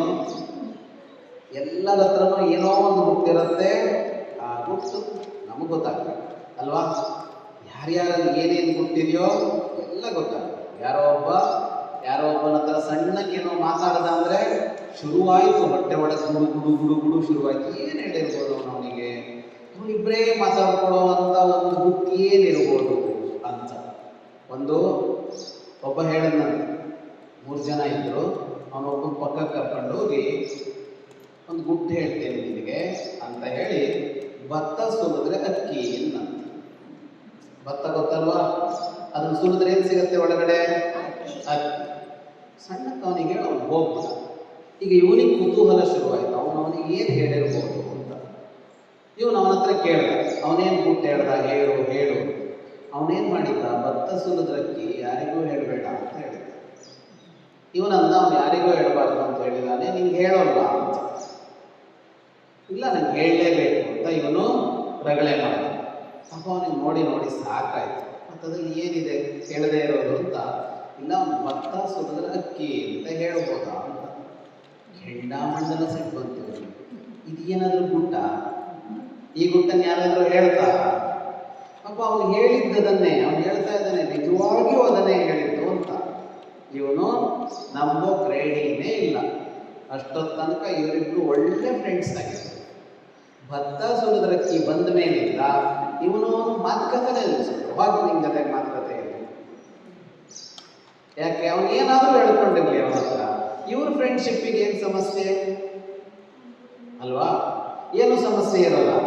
ಆದರೆ ನಮಗೇನೋ ಒಂದು ಕೆಟ್ಟ ಕುತೂಹಲ ಅಂತ ಹೇಳ್ತಾರಲ್ಲ, ಕೆಟ್ಟ ಕುತೂಹಲ. ಅಲ್ಲಿ ಏನೋ ನಡೆದಿದೆ, ನಾವು ಏನೋ ಮಾತಾಡ್ಕೊಂಡ್ರು, ಏನೋ ಒಂದಿದೆ, ಏನೋ ನೋಡಿದರೆ ಸಮಥಿಂಗ್ ಅಂತ ನಾವು ತಿಳ್ಕೋಬೇಕಾಗುತ್ತೆ. ಇದೆಯಲ್ಲ, ಇದು ಒಳ್ಳೆಯದಲ್ಲ. ಪರರಹಸ್ಯ ನಶ್ರೋತವ್ಯಂ. ಬೇರೆಯವ್ರ ರಹಸ್ಯ ಕಿವಿನೇ ಕೊಡಬೇಡಿ ಅಂತ. ನಿಮ್ಮ ಕಿವಿಗೆ ಬಂದು ಬೀಳತ್ತೆ ಅಂತಂದ್ರು ಗುಟ್ಟಿನ ವಿಷಯ ತಾನೇ, ನನಗೆ ಬೇಡ ಅನ್ನೋ ಥರ ಇರಬೇಕು. ಈಗ ಗುಟ್ಟಿನ ವಿಷಯ ಸಾಮಾನ್ಯ ವಿಷಯ ಆದರೆ ಕೇಳ್ಕೊಳ್ಳೋಣ, ಗೊತ್ತಾಗತ್ತೆ ಇದು ಗುಟ್ಟಿನ ವಿಷಯ ಅಂತ. ಅವರು ಗುಟ್ಟಿಂದಲ್ವಾ, ನನಗೆ ಹೇಳಲೇಬೇಡ, ಗೊತ್ತಾಗೋದೇ ಬೇಡ. ಎಷ್ಟಿರಬೇಕು? ನಾವಾಗಿ ಹೋಗಿ ಹುಡುಕಿಕೊಂಡು ಹೇಳೋದಲ್ಲ, ತಾನಾಗಿ ಆ ಗುಟ್ಟು ನಮಗೆ ಗೊತ್ತಾಗತ್ತೆ ಅಂತ ಅಂದರೂ ಕೂಡ ನಿನ್ನ ಗುಟ್ಟು ನನಗೆ ಗೊತ್ತಾಗೋದೇ ಬೇಡ, ಅವನ ಗುಟ್ಟು ನನಗೆ ಗೊತ್ತಾಗೋದೇ ಬೇಡ ಅಂತ ಇರಬೇಕು. ಅದೇನಾದರೂ ಹಾಕ್ಕೊಂಡು ಹೋಗಲಿ ಅಂತ. ಹಾಗಾಗಿ ನಾವೇ ಏನು ಮಾಡ್ಕೋಬೇಕು? ಗುಟ್ಟನ್ನು ಕೇಳೋಲ್ಲ. ಎಷ್ಟು ಥರದ ಚಾಣಕ್ಯ ಹೇಳ್ತಾನೆ, ಕ್ಷುದ್ರೇಶು ಗುಹ್ಯ ಪ್ರಕಾಶನಂ ನ ಕುರ್ಯಾತ್. ನಾನು ನೀಚೇಶು ಅಂದೆ, ನೀವು ಹುಡುಕಿದ್ರೆ ಸಿಗಲಿಲ್ಲ, ನನಗೂ ಸಿಕ್ಕಿರಲಿಲ್ಲ. ಕ್ಷುದ್ರೇಶು ಗುಹ್ಯ ಪ್ರಕಾಶನಂ ನ ಆತ್ಮವಾನ್ ನ ಕುರ್ಯಾತ್ ಅಂತ ಇತ್ತು. ಕ್ಷುದ್ರಲ್ಲಿ ಯಾರಿದ್ದಾರೋ ಅವ್ರಿಗೆ ಗುಟ್ಟು ಹೇಳಬೇಡ ಅಂತ. ಯಾಕೆ? ಅವರಲ್ಲಿ ಗುಟ್ಟು ನಿಲ್ಲೋಲ್ಲ. ಗುಟ್ಟು ನಿಲ್ಲದೆ ಇರೋರಿಗೆ ಯಾರು ಅಂತ ಹೇಳ್ದ ಬಂದಾಮೇಲೆ ವಿಷ್ಣುನವಾದಿನ ರಹಸ್ಯಂ ಅಂತ ಅವನು ಗುಟ್ಟೆ ಹೇಳಿದರೆ ಇಲ್ಲಿಂದ ಮುಂದಕ್ಕೆ ಹೋಗ್ಬಾರ್ದು ಅದು ಅಂತ ಇರಬೇಕು. ಇಲ್ಲ, ಅವನಿಗೆ ಚಾಡಿ ಹೇಳೋ ಬುದ್ಧಿ ಇದೆ, ಇವನು ಗುಟ್ಟು ಗೊತ್ತಾದ ಕೂಡಲೇ ಅವನಿಗೆ ಹೋಗಿ ಹೋಗ್ಬೋದು. ಇದೆಲ್ಲ ಹೊರಗಡೆ ಸುದ್ದಿ ಆಯಿತು. ನಾನು ಹೇಗಿರಬೇಕು ಅಂತ ಚಾಣಕ್ಯಂಗೆ ಹೇಳಬೇಕಲ್ಲ. ನಿನ್ನ ಗುಟ್ಟನ್ನು ಬೇರೆಯವರಿಗೆ ಹೇಳಬೇಡ ಅಂತ ಹೇಳಿದವನು ಈಗೇನು ಹೇಳ್ತಾ ಇದ್ದಾನೆ? ನೀನು ಬೇರೆಯವರ ಗುಟ್ಟನ್ನು ಕೇಳಬೇಡ ಅಂತ. ಈಗ ಎರಡು ಥರ ಇದೆ. ನನಗೇನು ಸಮಸ್ಯೆ ಆಗಬಾರ್ದು, ಬೇರೆಯವ್ರದ್ದೆಲ್ಲ ಆಗ್ಬೋದು. ನಿನ್ನ ಗುಟ್ಟು ಹೇಳಬಾರ್ದು, ಅವ್ರ ಗುಟ್ಟೆಲ್ಲ ನಿಂಗೆ ಗೊತ್ತಿರಬೇಕು ಅಲ್ವಾ? ನಮ್ಮ ಗುಟ್ಟು ಯಾರಿಗೂ ಗೊತ್ತಾಗಬಾರ್ದು, ಬೇರೆಯವ್ರ ಗುಟ್ಟು ಅಷ್ಟು ನಮಗೆ ಗೊತ್ತಿರಬೇಕು. ಹಿಂಗೆ ಮಾಡಬೇಡ. ನಿನ್ನ ಗುಟ್ಟನ್ನು ಬೇರೆಯವರಿಗೆ ಬಿಟ್ಟುಕೊಡ್ಬೇಡ, ಬೇರೆಯವ್ರ ಗುಟ್ಟನ್ನು ಕೇಳೋದಕ್ಕೆ ಹೋಗಬೇಡ. ಮುಂದೆ ಹೋಗೋಣ. ಸ್ವಜನೇಶು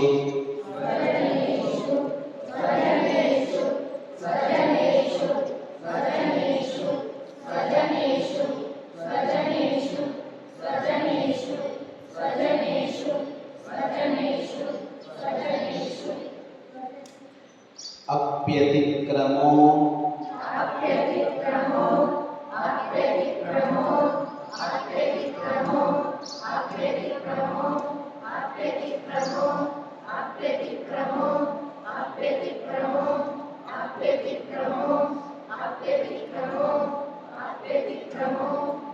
ನ ಕರ್ತವ್ಯಃ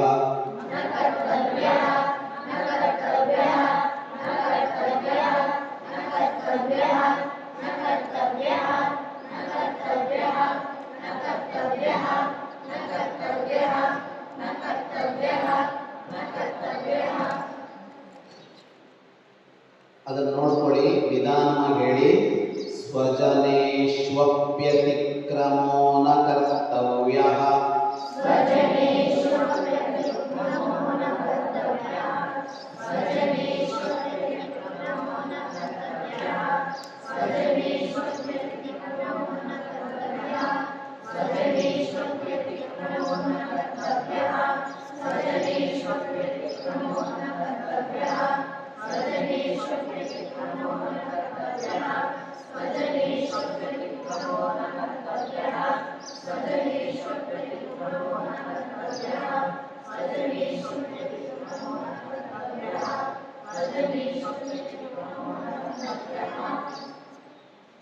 ಅತಿಕ್ರಮ ನ ಕರ್ತವ್ಯ ಅಂತ ಸೂತ್ರ.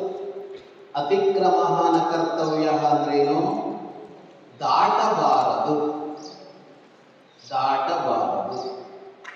ಅವ್ರ ದರ್ಶನ ಇಲ್ಲಿರುತ್ತೆ, ಅವರಿಗೆ ಓಡಾಡ ಕೂಡಲೇ ಬಾತ್ರೂಮ್ ಮಾಡ್ತಾರೆ. ದಾಟಬಾರದು, ಅತಿಕ್ರಮಿಸಬಾರದು ಅಂತ. ಅತಿಕ್ರಮ ಅಂದ್ರೆ ಏನು? ಅತಿಕ್ರಮ ಪ್ರವೇಶಿಗಳು ಶಿಕ್ಷೆಗೆ ಗುರಿಯಾಗುತ್ತಾರೆ ಅಂತ ಬೋರ್ಡ್ ಹಾಕಿರ್ತಾರೆ, ನೋಡಿದ್ದೀರಾ? ಯಾರದ್ದೋ ಒಂದು ಜಾಗ ಇರುತ್ತೆ, ಆ ಜಾಗದ ಒಳಗೆ ಪರ್ಮಿಷನ್ ಇಲ್ಲದೆ ಹೋಗ್ಬಾರ್ದು, ಅವರ ಅನುಮತಿ ತಗೊಳ್ಳದೆ ಅವ್ರ ಜಾಗಕ್ಕೆ ಹೋಗೋ ಹಾಗೆ. ಈಗ ನಮ್ಮ ಮನೆ ಒಳಗಡೆ ನಾವು ಹೆಂಗೆ ಬೇಕಿದ್ರೂ ಓಡಾಡ್ಬೋದು. ಹಾಗೇನೆ ಪಕ್ಕದ ಮನೆಗೆ ಇನ್ಯಾರ್ದು ಪರಿಚಯ ಇದ್ದವ್ರ ಮನೆ ಒಳಗಡೆಲ್ಲ ಹಿಂಗೆ ಓಡಾಡಿದ್ರೆ ಏನಾಗುತ್ತೆ? ಪರಿಚಯ ಇದ್ದವ್ರ ಮನೆಗೆ ಹೋದ್ರಾದ್ರೂ ಪರವಾಗಿಲ್ಲ, ಯಾರಿಗೂ ಗೊತ್ತಿಲ್ಲದವ್ರ ಮನೆ ಭಾಗ ತಗೊಂಡು ಒಳಗಡೆ ಹೋಗಿ ಹಿಂಗೆ ಸುತ್ತಾಡ್ತಾರೆ, ಸರಿಯಲ್ಲ ಅಲ್ವಾ? ನಮ್ಮ ಮನೆಗೂ ಬಂದು ಯಾರೋ ಅಪರಿಚಿತರು ಓಡಾಡಬಾರ್ದಲ್ವಾ? ಹಾಗಾಗಿ ಅತಿಕ್ರಮ ಪ್ರವೇಶ ಮಾಡಬಾರ್ದು. ಅಂದರೆ ನಮ್ಮ ವ್ಯಾಪ್ತಿ ಅಲ್ಲದೇ ಇರೋ ಜಾಗಕ್ಕೆ ಹೆಜ್ಜೆ ಇಡಬಾರ್ದು. ಇದು ಮನೆಗೆ ಅಂತ ಮಾತ್ರ ಅಲ್ಲ, ಅವರ ವಿಷಯಕ್ಕೂ ಕೂಡ. ಅವರ ಪರ್ಸನಲ್ ಮ್ಯಾಟರ್ಸ್ ಅಂತ ಇರುತ್ತೆ, ಅವರ ವೈಯಕ್ತಿಕ ವಿಷಯ, ಅವರ ನಿರ್ಣಯ, ಅವರ ಯೋಚನೆ, ಅವರ ಕನಸು, ಅವರ ಆಸೆ ಏನೋ ಇರುತ್ತೆ. ಆ ವಿಷಯಕ್ಕೆ ನಾವು ಪ್ರವೇಶ ಮಾಡಬಾರದು. ಅತಿಕ್ರಮ ನ ಕರ್ತವ್ಯ. ಆದರೆ ಅದ್ರ ಜೊತೆಗೆ ಏನು ಸೇರಿಸ್ತಾನೆ ಚಾಣಕ್ಯ? ಸ್ವಜನೇಶು ಅಪಿ. ನಮ್ಮವರೇ ಆದರೂ ಕೂಡ ಅತಿಕ್ರಮ ಮಾಡಬಾರದು. ಏನಾಗುತ್ತೆ ನಮಗೆ ಅಂದರೆ, ನಮ್ಮವರು ಅಂತಾದರೆ ಟೇಕನ್ ಫಾರ್ ಗ್ರಾಂಟೆಡ್ ಅಂತ ಹೇಳ್ತಾರಲ್ಲ, ನಾವು ಏನು ಬೇಕಾದ್ರೂ ಹೇಳ್ಬೋದು, ಅವ್ರಿಗೆ ಏನು ಬೇಕಾದ್ರೂ ಮಾಡ್ಬೋದು. ಅವಶ್ಯಕತೆ ನೀನು ಹಂಗೆ ಮಾಡಬೇಡ, ನೀನು ಹಿಂಗೆ ಮಾಡು, ಅವನ ವಸ್ತು ಎಲ್ಲ ನಾವೇ ತಗೊಂಡ್ಬಿಡ್ಬೋದು, ನಮ್ಮವನೇ ಅಲ್ವಾ ಅಂತ. ಅದನ್ನು ಮಾಡೋ ಹಾಗಿಲ್ಲ. ಅವನಿಗೆ ಸೇರಿದ ವಸ್ತು, ಅವನಿಗೆ ಸೇರಿದ ಸ್ಥಳ ಎಲ್ಲವೂ ಕೂಡ ಅದು ಅವನದ್ದೇ, ನಮ್ಮದಲ್ಲ. ಶಂಖ ಲಿಖಿತ ಅಂತ ಅಣ್ಣ ತಮ್ಮ ಇತ್ತು, ಕತೆ ಕೇಳಿದ್ದೀರಾ? ಇಬ್ರು ಋಷಿಗಳು, ಶಂಖ ಲಿಖಿತ. ಏನ್ ಹೆಸರು? ಶಂಖ ಲಿಖಿತ. ಶಂಖ ಒಂದು ಕಡೆ ಆಶ್ರಮ ಮಾಡ್ಕೊಂಡಿದ್ದ, ಲಿಖಿತ ಸ್ವಲ್ಪ ದೂರದಲ್ಲಿ ಆಶ್ರಮ ಮಾಡ್ಕೊಂಡಿದ್ದ. ಒಂದು ದಿನ ಲಿಖಿತ ಅಣ್ಣನ ಆಶ್ರಮಕ್ಕೆ ಅಂತ ಬಂದ, ಅಣ್ಣನ ಭೇಟಿ ಮಾಡಬೇಕು ಅಂತ. ಬರುವಾಗ ದಾರಿಯಲ್ಲಿ ಅಣ್ಣನ ಆಶ್ರಮಕ್ಕಿಂತ ಮೊದಲು ಅಣ್ಣನ ತೋಟ ಇತ್ತು, ಬಾಳೆ ತೋಟನೋ ಏನೋ ಒಂದು ತೋಟ ಇತ್ತು. ಅಲ್ಲಿಂದ ನಡ್ಕೊಂಬಂದಿದ್ದಲ್ಲ, ಬಾಳೆ ತೋಟಕ್ಕೆ ಬಂದಾಗ ಅವನಿಗೆ ಹಸಿವಾಯಿತು. ನೋಡ್ದ, ಚೆನ್ನಾಗಿ ಬಾಳೆಹಣ್ಣು ಬಿಟ್ಟಿತ್ತು. ಅದೊಂದು ಬಾಳೆಹಣ್ಣು ಅಂತ ಅನ್ಕೊಂಡ. ಬಾಳೆಹಣ್ಣು ಬಿಟ್ಟಿತ್ತು. ನೋಡ್ದ, ಹಸಿವು ಆಗಿತ್ತಲ್ವಾ, ಅದನ್ನ ಕೊಯ್ದು ತಿಂದ ಅಣ್ಣನ ಮನೆಗೆ ಬಂದ, ಶಂಖನ ಮನೆಗೆ. ಇಬ್ರು ಋಷಿಗಳು, ಇಬ್ರು ತಪಸ್ವಿಗಳು. ಶಂಖ ತಮ್ಮನ ಮುಖ ನೋಡ್ದ, ಮುಖದಲ್ಲಿ ಏನೋ ಕಳೆ ಗುಂದಿದೆ, ಮೊದಲಿನ ತೇಜಸ್ಸಿಲ್ಲ, ಆ ಹೊಳಪಿಲ್ಲ. ಹೊಳಪು ಅಂದ್ರೆ ಕೃತಕವಾಗಿ ಏನೇನೋ ಹಚ್ಚಿಕೊಂಡು ಬರುತ್ತಲ್ಲ, ಆ ಹೊಳಪಲ್ಲ, ತಪಸ್ಸಿನ ಹೊಳಪಿಲ್ಲ. ತಮ್ಮನಿಗೆ ಕೇಳ್ದ, ಯಾಕೆ ಮುಖ ಕಳೆ ಗುಂದಿದೆಯಲ್ಲ, ತೇಜಸ್ಸಿಲ್ವಲ್ಲ, ಏನಾಯಿತು, ತಪಸ್ಸಿನಲ್ಲಿ ಏನಾದರೂ ಸಮಸ್ಯೆ ಆಯ್ತಾ ಅಂತ ಕೇಳಿದ. ಲಿಖಿತ ಹೇಳ್ದ, ಇಲ್ಲ, ಎಲ್ಲ ಚೆನ್ನಾಗಿ ಇದೆ. ಅಣ್ಣ ಹೇಳ್ದ, ನೋಡು, ಏನೋ ಒಂದು ತಪ್ಪು ಕೆಲಸ ಮಾಡಿದ್ದೆ ನೀನು. ಈ ತಪ್ಪು ಕೆಲಸದಿಂದಾಗಿ ಏನಾಗಿದೆ, ಒಂದು ಪಾಪ ಬಂದಿದೆ ನಿನಗೆ. ಅದಕ್ಕೇನೆ ನಿನ್ನ ಮುಖದ ತೇಜಸ್ಸು ಕುಂದಿದೆ. ಅವನು ಹೇಳ್ದ, ನನಗೇನು ತಪ್ಪು ಮಾಡಿಲ್ಲ, ಅಷ್ಟು ಶುದ್ಧವಾಗಿ ಬದುಕ್ತಾ ಇದ್ದೀನಿ. ಅಣ್ಣ ಹೇಳ್ದ, ಕಂಡುಹಿಡಿಯಲೇಬೇಕಲ್ಲ, ತಮ್ಮನ್ನ ತಪ್ಪು ಅಂದ್ರೆ ಸರಿಪಡಿಸ್ಬೇಕು. ಯಾವ ಸೂತ್ರ ಅದು?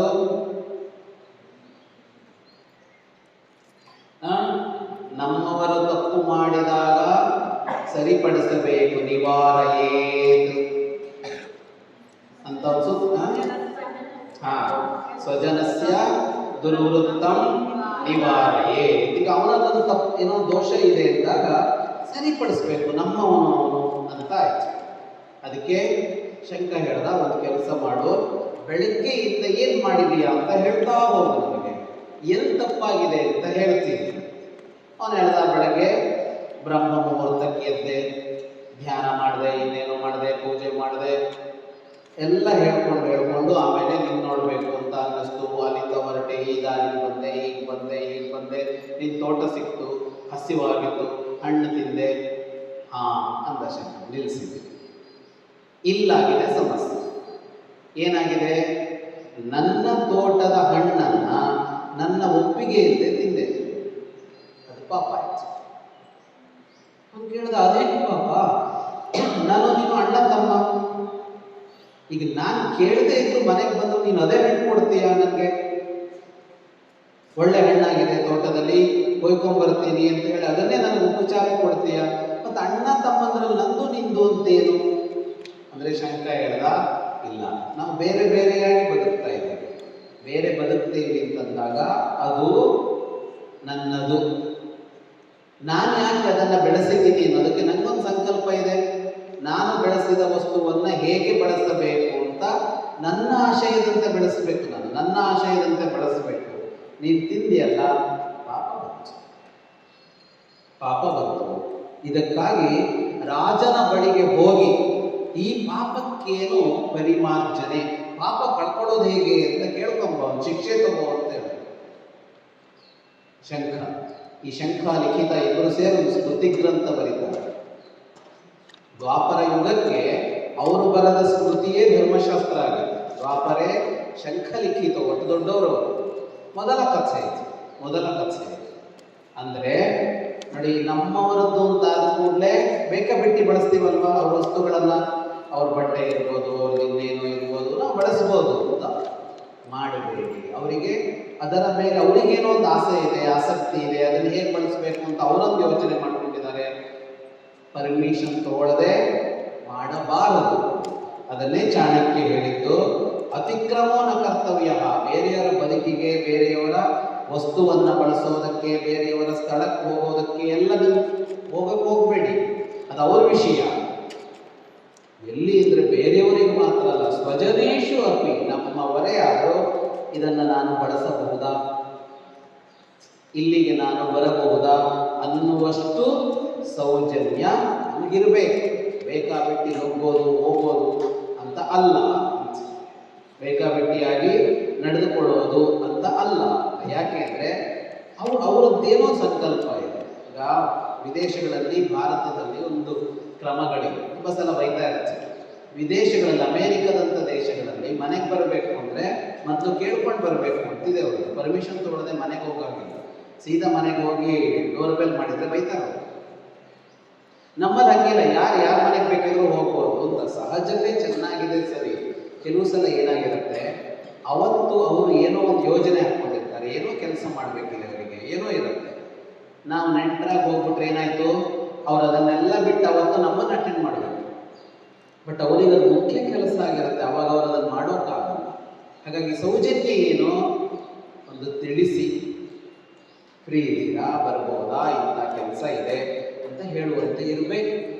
ಎಲ್ಲ ವಿಷಯಗಳು, ಒಬ್ಬರ ಭೇಟಿ, ಒಬ್ಬರೊಡನೆ ಮಾತು, ಎಲ್ಲೋದರಿಂದ ಫೋನ್ ಮಾಡೋದಿರುತ್ತೆ ಅಂತ ಅಂದ್ಕೊಳ್ಳಿ, ತೆಗೆದುಕೊಂಡು ಶುರು ಮಾಡಿಬಿಡೋದು ನಮ್ಮ ವಿಷಯ. ಅವ್ರು ಎಲ್ಲಿದ್ದಾರೆ, ಅವ್ರು ಏನು ಮಾಡ್ತಾ ಇದ್ದಾರೆ, ಅವ್ರು ಏನೋ ಅರ್ಜೆಂಟಲ್ಲಿದ್ದಾರೋ, ಅವ್ರು ಇನ್ನೊಬ್ಬರ ಜೊತೆಗೆ ಮಾತಾಡ್ತಾ ಇದ್ದಾರೋ, ಏನೂ ಇರಲ್ಲ. ಫೋನ್ ಮಾಡಿದಾಗ ಮೊದಲು ಕೇಳ್ಕೋಬೇಕು, ಮಾತಾಡ್ಬೋದಾ ಈಗ ಅಥವಾ ಆಮೇಲೆ ಮಾಡಲಾ ಅಂತ ಕೇಳ್ಕೋಬೇಕು. ಯಾರೋ ದೊಡ್ಡವರಿಗಲ್ಲ, ನಮ್ಮವರಿಗೇ ಆದರೂ ಈಗ ಮಾತನಾಡಬಹುದಾ ಅಂತ ಕೇಳ್ಕೊಂಡು ಮಾತಾಡುವ ಅಭ್ಯಾಸ ಇರುತ್ತೆ.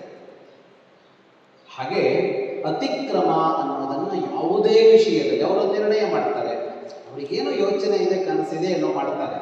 ತಪ್ಪಾದರೆ ತಿದ್ದೋಣ, ನಿನ್ನ ಈ ನಿರ್ಣಯ ತಪ್ಪು ಅಂತಾದರೆ ತಿದ್ದೋಣ, ತಪ್ಪೇನೂ ಅಲ್ಲ. ನನಗೊಂಥರ ಅನಿಸಿದೆ, ಅವರಿಗೊಂಥರ ಅನಿಸಿದೆ, ಅದು ತಪ್ಪಲ್ಲ ಅಂದರೆ ಅದ್ರ ಸುದ್ದಿಗೆ ಹೋಗ್ಬಾರ್ದು. ಅವ್ರು ಹೆಂಗೋ ಮಾಡ್ತಾ ಇದ್ದಾರಲ್ಲ, ಮಾಡಲಿ, ಕೇಳಿದರೆ ಹೇಳಬೇಕು. ಸರ್ವಜ್ಞನ ವಚನ ಇದೆ ಅಲ್ವಾ, ಏನದು, ಕೇಳದೆ ಹೇಳುವವನು, ಕರೆಯದೆ ಬರುವವನು, ಬರಿಗಾಲಲ್ಲಿ ನಡೆಯುವವನು. ಮುಂದಿನ ಬೇಡ, ಇಷ್ಟೇ ಸರ್. ಏನು ಮಾಡಬೇಕು ಅಂತ ಅವನು ಹೇಳಿದನಲ್ಲ, ಅದು ಬೇಡ, ಇಷ್ಟೇ.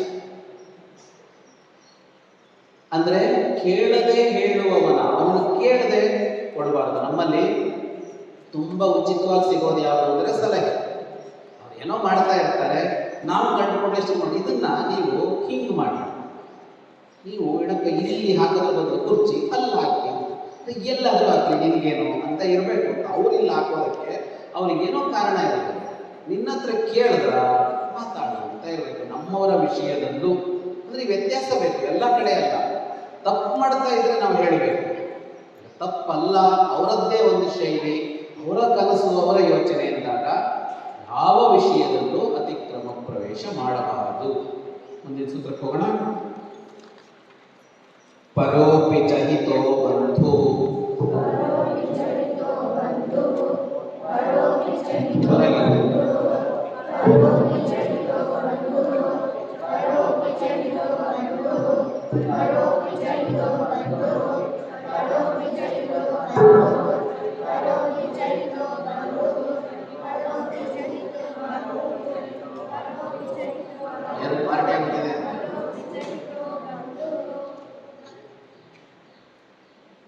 ಪರೋಪಿ ಚ ಹಿತೋ ಬಂಧು, ಪರಃ ಅಪಿ ಚ ಹಿತಃ ಬಂಧು.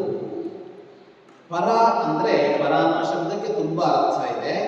ಇಲ್ಲಿ ಪರ ಅನ್ನುವ ಶಬ್ದವನ್ನು ಯಾವ ಅರ್ಥದಲ್ಲಿ ಬಳಸಿದೆ ಅಂದರೆ ಶತ್ರು ಅನ್ನುವ ಅರ್ಥದಲ್ಲಿ. ಶತ್ರುವಿಗೂ ಪರ ಅಂತ ಕರೀತಾರೆ.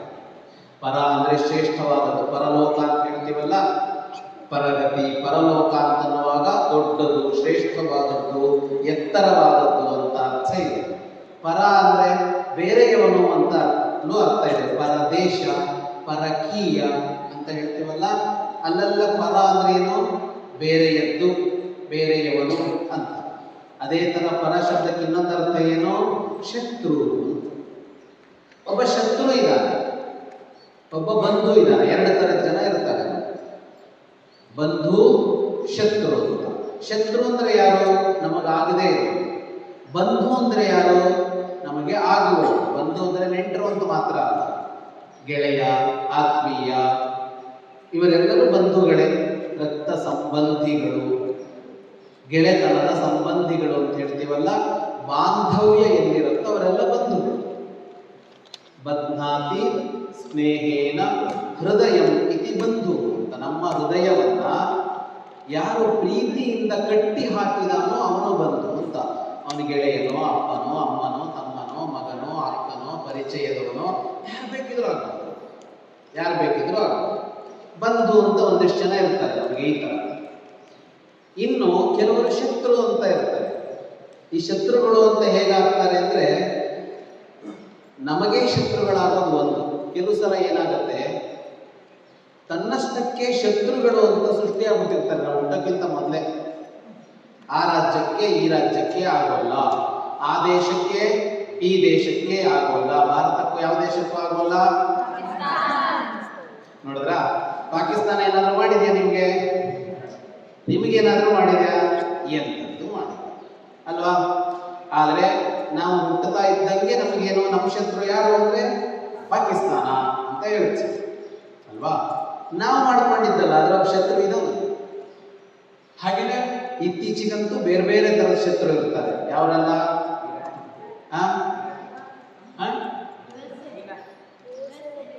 ವಲಸೆ ಕೇಳಿಸ್ತಾ ಇಲ್ಲ? ಕನ್ನಡ, ತಮಿಳು, ಕನ್ನಡ, ಹಿಂದಿ ಅಲ್ವಾ? ಹಿಂಗೆ ಇನ್ನು ಬೇರೆ ಬೇರೆ ಇದೆ ಬಿಡಿ. ಮತ, ಧರ್ಮ, ಸಿದ್ಧಾಂತ, ಏನೇನೋ, ಜಾತಿ, ಪಂಗಡ, ಒಳಪಂಗಡ, ನಮ್ಮ ತಾಲೂಕು, ನಮ್ಮ ಊರು, ಜಿಲ್ಲೆ, ಎಷ್ಟು ಥರದ್ದಿದೆ ಅಲ್ವಾ? ನಮ್ಮ ಪ್ರಕಾರ ಇವರೆಲ್ಲ ಶತ್ರುಗಳು. ಅದಾಗಿರ್ತಾರೆ, ನಾವೇನು ಮಾಡೋಕೆ ಆಗಲ್ಲ. ಆದರೆ ಚಾಣಕ್ಯ ಹೇಳ್ತಾನೆ, ಯಾವುದೋ ಕಾರಣಕ್ಕೆ ಒಬ್ಬನಿಗೆ ಒಬ್ಬ ಶತ್ರು ಅಂತ ಆಗಿರ್ತಾನೆ. ಉದಾಹರಣೆಗೆ ಹಾವು ಮುಂಗಸಿ ಜನ್ಮತಃ ಶತ್ರುಗಳು ಅಂತ ಲೆಕ್ಕ. ಹಾವು ಮುಂಗಸಿ ಅವರಿಗೆ ಆಗೋಲ್ಲ, ಆ ಎರಡು ಜಾತಿಗೆ ಆಗೋಲ್ಲ. ಗರುಡ, ಸರ್ಪ ಹಿಂಗಿರತ್ತೆ. ಎರಡು ಪ್ರಾಣಿಗಳಿಗೆ ಒಂದಕ್ಕೊಂದು ಕಂಡ್ರೆ ಆಗೋಲ್ಲ ಅಂತ ಇರುತ್ತೆ. ಆದರೆ ಆ ಶತ್ರುವಿನಲ್ಲೂ ಒಬ್ಬ ನಮ್ಮ ಹಿತೈಷಿ ಇರ್ಬೋದಂತೆ. ಶತ್ರುಗಳ ಗುಂಪಿನಲ್ಲೂ ಒಬ್ಬ ನಮ್ಮ ಹಿತ ಬಯಸುವವ ಇರ್ಬೋದು. ನಮಗೆ ಒಳ್ಳೆಯದಾಗಬೇಕು ಅಂತ ಬಯಸುವ ಒಬ್ಬ ಇರ್ಬೋದು. ಹಾಗೊಬ್ಬ ಇದ್ರೆ ಅವನು ಬಂಧು ಆಗ್ತಾನೆ, ಶತ್ರು ಆಗಲ್ಲ. ಪರೋಪಿಚ ಹಿತ ಬಂಧು. ಬಂಧು ಅಂದ್ರೆ ನಮ್ಮನೇಲಿ ಹುಟ್ಟಿದವನು, ನಮ್ಮ ನೆಂಟರಾಗಿರುವವನು, ನಮ್ಮ ಊರಿನವನು ಅಂತಲೇ ಅನ್ಕೋಬೇಡಿ. ಶತ್ರುವು ಬಂಧು ಆದಾನು ಯಾವಾಗ ಅವನಿಗೆ ನಮ್ಮ ಹಿತದ ಬಗ್ಗೆ ಲಕ್ಷ್ಯ ಇದೆಯಾ, ಅವನು ಬಂಧು ಆಗ್ತಾನೆ. ನೀವು ರಾಮಾಯಣ ಮಹಾಭಾರತಗಳಲ್ಲಿ ನೋಡಿದ್ರೆ ಇವತ್ತಾದ್ರೆ ಅದೆಲ್ಲ ಆಗ್ತಾನೆ ಇರಲಿಲ್ಲ. ಯಾವುದು? ಇವತ್ತಾದ್ರೆ ವಿಭೀಷಣನ್ ಸೇರಿಸ್ಕೋತಿದ್ರ, ಆ ಕಡೆಯಿಂದ ಒಬ್ಬ ಬರ್ತಾನೆ, ನಾನು ಇವತ್ತಿಂದ ನಿಮ್ಮ ಕಡೆ ಸೇರಿಸ್ಕೋತೀವ ಅಂದ್ರೆ ನಡಿ ಶತ್ರು ಅಲ್ವಾ? ಈಗ ಅಲ್ಲಿ ಭೀಷ್ಮ, ದ್ರೋಣ ಅಲ್ಲ ಆ ಕಡೆ ಇತ್ತು. ಪಾಂಡವರ ಮೇಲೆ ಏನಿತ್ತು ಅವರಿಗೆ? ದ್ವೇಷ ಇತ್ತ, ಹಿತಬುದ್ಧಿ ಇತ್ತ? ಹಿತಬುದ್ಧಿಯೇ ಇತ್ತು. ಅದಕ್ಕಾಗಿಯೇ ಪಾಂಡವರು ಭೀಷ್ಮ, ದ್ರೋಣ ಯಾರನ್ನಾದ್ರೂ ದ್ವೇಷ ಮಾಡಿದಾರ ಅಂದ್ರೆ ಮಾಡಿದ. ಅವರನ್ನು ಗೌರವಿಸ್ತಾ ಇದ್ರು, ಅವರನ್ನು ಪ್ರೀತಿಸ್ತಾ ಇದ್ರು. ಯಾಕೆ? ಹಿತ ಬುದ್ಧಿ ಇತ್ತು. ಅವರೊಂದೊಮ್ಮೆ ವಿರುದ್ಧನೇ ಹೋರಾಡಿರ್ಬೋದು, ಆದರೆ ಇವ್ರ ಬಗ್ಗೆ ಅವರ ಭಾವ ಏನಿತ್ತು? ಅವ್ರಿಗೆ ಒಳ್ಳೇದಾಗಬೇಕು ಅಂತಲೇ ಇತ್ತು ಅಂತ. ಹಾಗಾಗಿ ಯಾವುದೇ ಕಾರಣಕ್ಕೂ ಯಾರನ್ನೋ ಯಾವುದೋ ಒಂದು ಗುಂಪಿಗೆ ಸೇರಿದವರು ಅಂತ ದ್ವೇಷ ಮಾಡಬಾರದು. ಇವತ್ತು ತುಂಬ ಜಾಸ್ತಿ ಆಗಿದೆ ಅದು. ಆದರೆ ಇದನ್ನು ಯಾವತ್ತು ಹೇಳ್ತಾ ಇದ್ದಾನೆ ಚಾಣಕ್ಯ? 2500 ವರ್ಷಗಳ ಹಿಂದೆ. ಚಾಣಕ್ಯ ಬದುಕಿದ ಯಾವಾಗ? ಇವತ್ತಿಗಿಂತ 2500 ವರ್ಷಗಳ ಹಿಂದೆ ಬದುಕಿದವನು. ಅವತ್ತೇ ಹೇಳಿದವನು ಏನಂತ? ಯಾರು ಬಂಧು ಯಾರು ಶತ್ರು ಅನ್ನೋದನ್ನು ಹಾಗೆ ನಿರ್ಣಯಿಸಬೇಡಿ, ಹಾಗೆ ನಿರ್ಣಯಿಸಬೇಡಿ. ಶತ್ರು ಅನ್ನೋ ಗುಂಪಿನಲ್ಲಿರೋರೆಲ್ಲ ಕೆಟ್ಟವರು, ಅವ್ರು ಯಾರೂ ಸರಿ ಇಲ್ಲ, ಅವರೆಲ್ಲ ಹಾಳಾಗಿ ಹೋಗಬೇಕು ಅಂತೆಲ್ಲ ಅನ್ಕೊಳ್ಳೋದಿದೆಯಲ್ಲ, ರಾಂಗ್. ಈಗ ಪಾಕಿಸ್ತಾನ ಅಂತಿದೆ, ಒಪ್ಕೊಳ್ಳೋಣ, ತುಂಬ ಸಮಸ್ಯೆ ಇದೆ. ನಮ್ಮ ಮೇಲೆ ಸುಮ್ಮನೆ ದಾಳಿ ಮಾಡ್ತಾರೆ, ಉಗ್ರಗಾಮಿಗಳನ್ನು ತಯಾರು ಮಾಡ್ತಾರೆ, ನಮಗೆ ಎಲ್ಲವೂ ನಿಜ. ಆದರೆ ಇಡೀ ದೇಶವನ್ನು ದ್ವೇಷ ಮಾಡ್ತಾರೆ. ಆ ದೇಶದಲ್ಲಿ ಇರೋರೆಲ್ಲ ಸತ್ತೋಗ್ಲಿ ಅಂತ ಬಯಸ್ಬಾರ್ದು. ಹುಚ್ಚುಚ್ಚಾಗಿ ಪಾಕಿಸ್ತಾನ, ಇಂಡಿಯಾದಲ್ಲಿ ಪಾಕಿಸ್ತಾನ ಕ್ರಿಕೆಟ್ ಅಂತ ಸೋತ್ರು ನಮ್ಗೆ ಏನೂ ಲಾಭ ಇಲ್ಲ, ಇಂಡಿಯಾ ಗೆದ್ದರೂ ಏನೂ ಇಲ್ಲ. ಯಾಕೆ ಸುಮ್ಮನೆ ಅದರಲ್ಲಿ? ಅವ್ರು ಗೆದ್ದ ಚೆನ್ನಾಗಿ ಆಡಿದ ಯಾರೋ ಬಾಬರ್, ಚೆನ್ನಾಗಿ ಆಡಿದ ಯಾರೋ ಬಾಬರ್, ಏನು ಹೆಸರು? ಆ ಬಾಬರ್ ಅಲ್ಲ, ದಾಳಿ ಮಾಡಿದವರು ಬಾಬರ್ ಆಜಮ್ಮ. ಅವನು ಚೆನ್ನಾಗಿ ಆಡ್ತಾನೆ, ಈ ಥರನೇ ಖುಷಿ ಪಡೋ ಅಷ್ಟು ಇರಬೇಕು. ಒಪ್ಕೋಬೇಕು ಅಂತಲ್ಲ ದೇಶದ ಎಲ್ಲ ಚಟುವಟಿಕೆಗಳನ್ನ, ಆದರೆ ಗುಂಪು ಅಂತ ದ್ವೇಷ ಮಾಡಬಾರ್ದು. ಯಾವ ಕಾರಣ? ಗುಂಪು ಅಂತ ದಿವಸ ಮಾಡೋದು. ಅವ್ರಿಗೆ ಏನಾದ್ರು ಕೆಡಕಾಯ್ತು ಅಂದ್ರೆ ವಾ ಒಂದು ಪಟಾಕಿ ಹೊಡೆಯೋರ್ತಲ್ಲೇ ಇರುತ್ತೆ. ಈ ತರ ಬುದ್ಧಿ ಪಾಕಿಸ್ತಾನದ ಬಗ್ಗೆ ಇರಬಾರ್ದು. ಅಂದಮೇಲೆ ನಾವೇ ಶತ್ರುಗಳು ಉಟ್ಕೊಂಡಿರ್ತೀವಲ್ಲ ಇಲ್ಲಿ ಒಳಗಡೆ, ಅವ್ರ ಬಗ್ಗೆ ಅಂತೂ ಅಂತ ಭಾವಗಳು ಇರಬಾರದು. ಎಲ್ಲರನ್ನೂ ಒಬ್ಬ ವ್ಯಕ್ತಿಯಾಗಿ ನೋಡಬೇಕೇ ಹೊರತು ಸಿದ್ಧಾಂತ, ತತ್ವ, ಇನ್ಯಾವುದ್ಯಾವುದೋ ಕಾರಣದ ಗುಂಪುಗಳನ್ನು ಬೇರ್ಪಡಿಸಿ ನೋಡುವಂತಿಲ್ಲ. ಮುಂದೆ ಹೋಗೋಣ. ಅಮರವತ್ ಜೊರಗೆ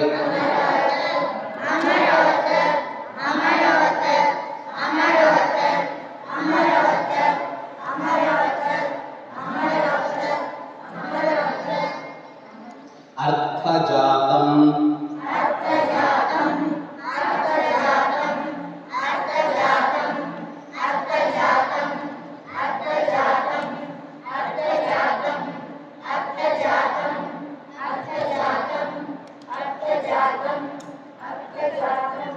ಆರ್ಜಯೇತ್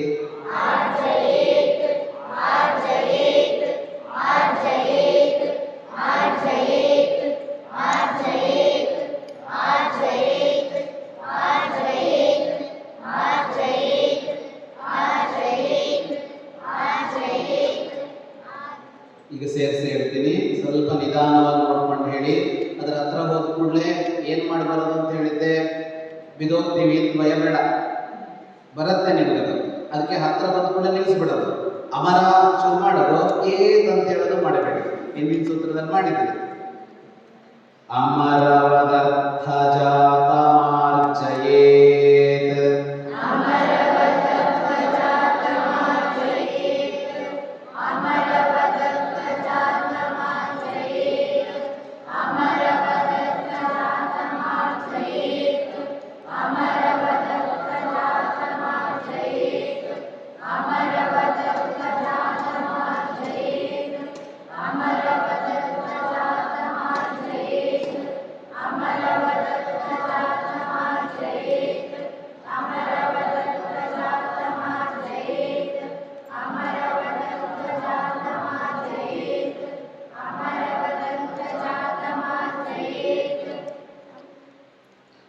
ಅಮರವತ್ ಅರ್ಥಜಾತಂ ಆರ್ಜಯೇತ್. ಅರ್ಥ ಅಂತ ಅಂದ್ರೆ ಬೇಕಾದ ವಸ್ತುಗಳು ಅಂತ.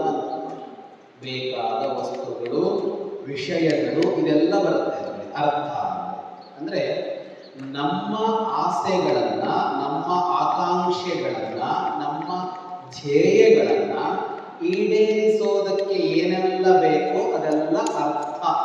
ಅರ್ಥಜಾತಂ ಅಂದ್ರೆ ಅಷ್ಟು. ಅಂದ್ರೆ ನಾವೇನೋ ಒಂದು ಮಾಡಬೇಕು. ಈಗ ಒಂದು ಪರೀಕ್ಷೆ ಪಾಸ್ ಆಗಬೇಕು ಅಂತ ಅನ್ಕೊಳ್ಳೋಣ, ಎಕ್ಸಾಮ್ ಪಾಸ್ ಆಗಬೇಕು, SSLC ಎಕ್ಸಾಮ್ ಪಾಸ್ ಆಗಬೇಕು ಅಂತ ನಮ್ಗೊಂದು ಗುರಿ ಇದೆ.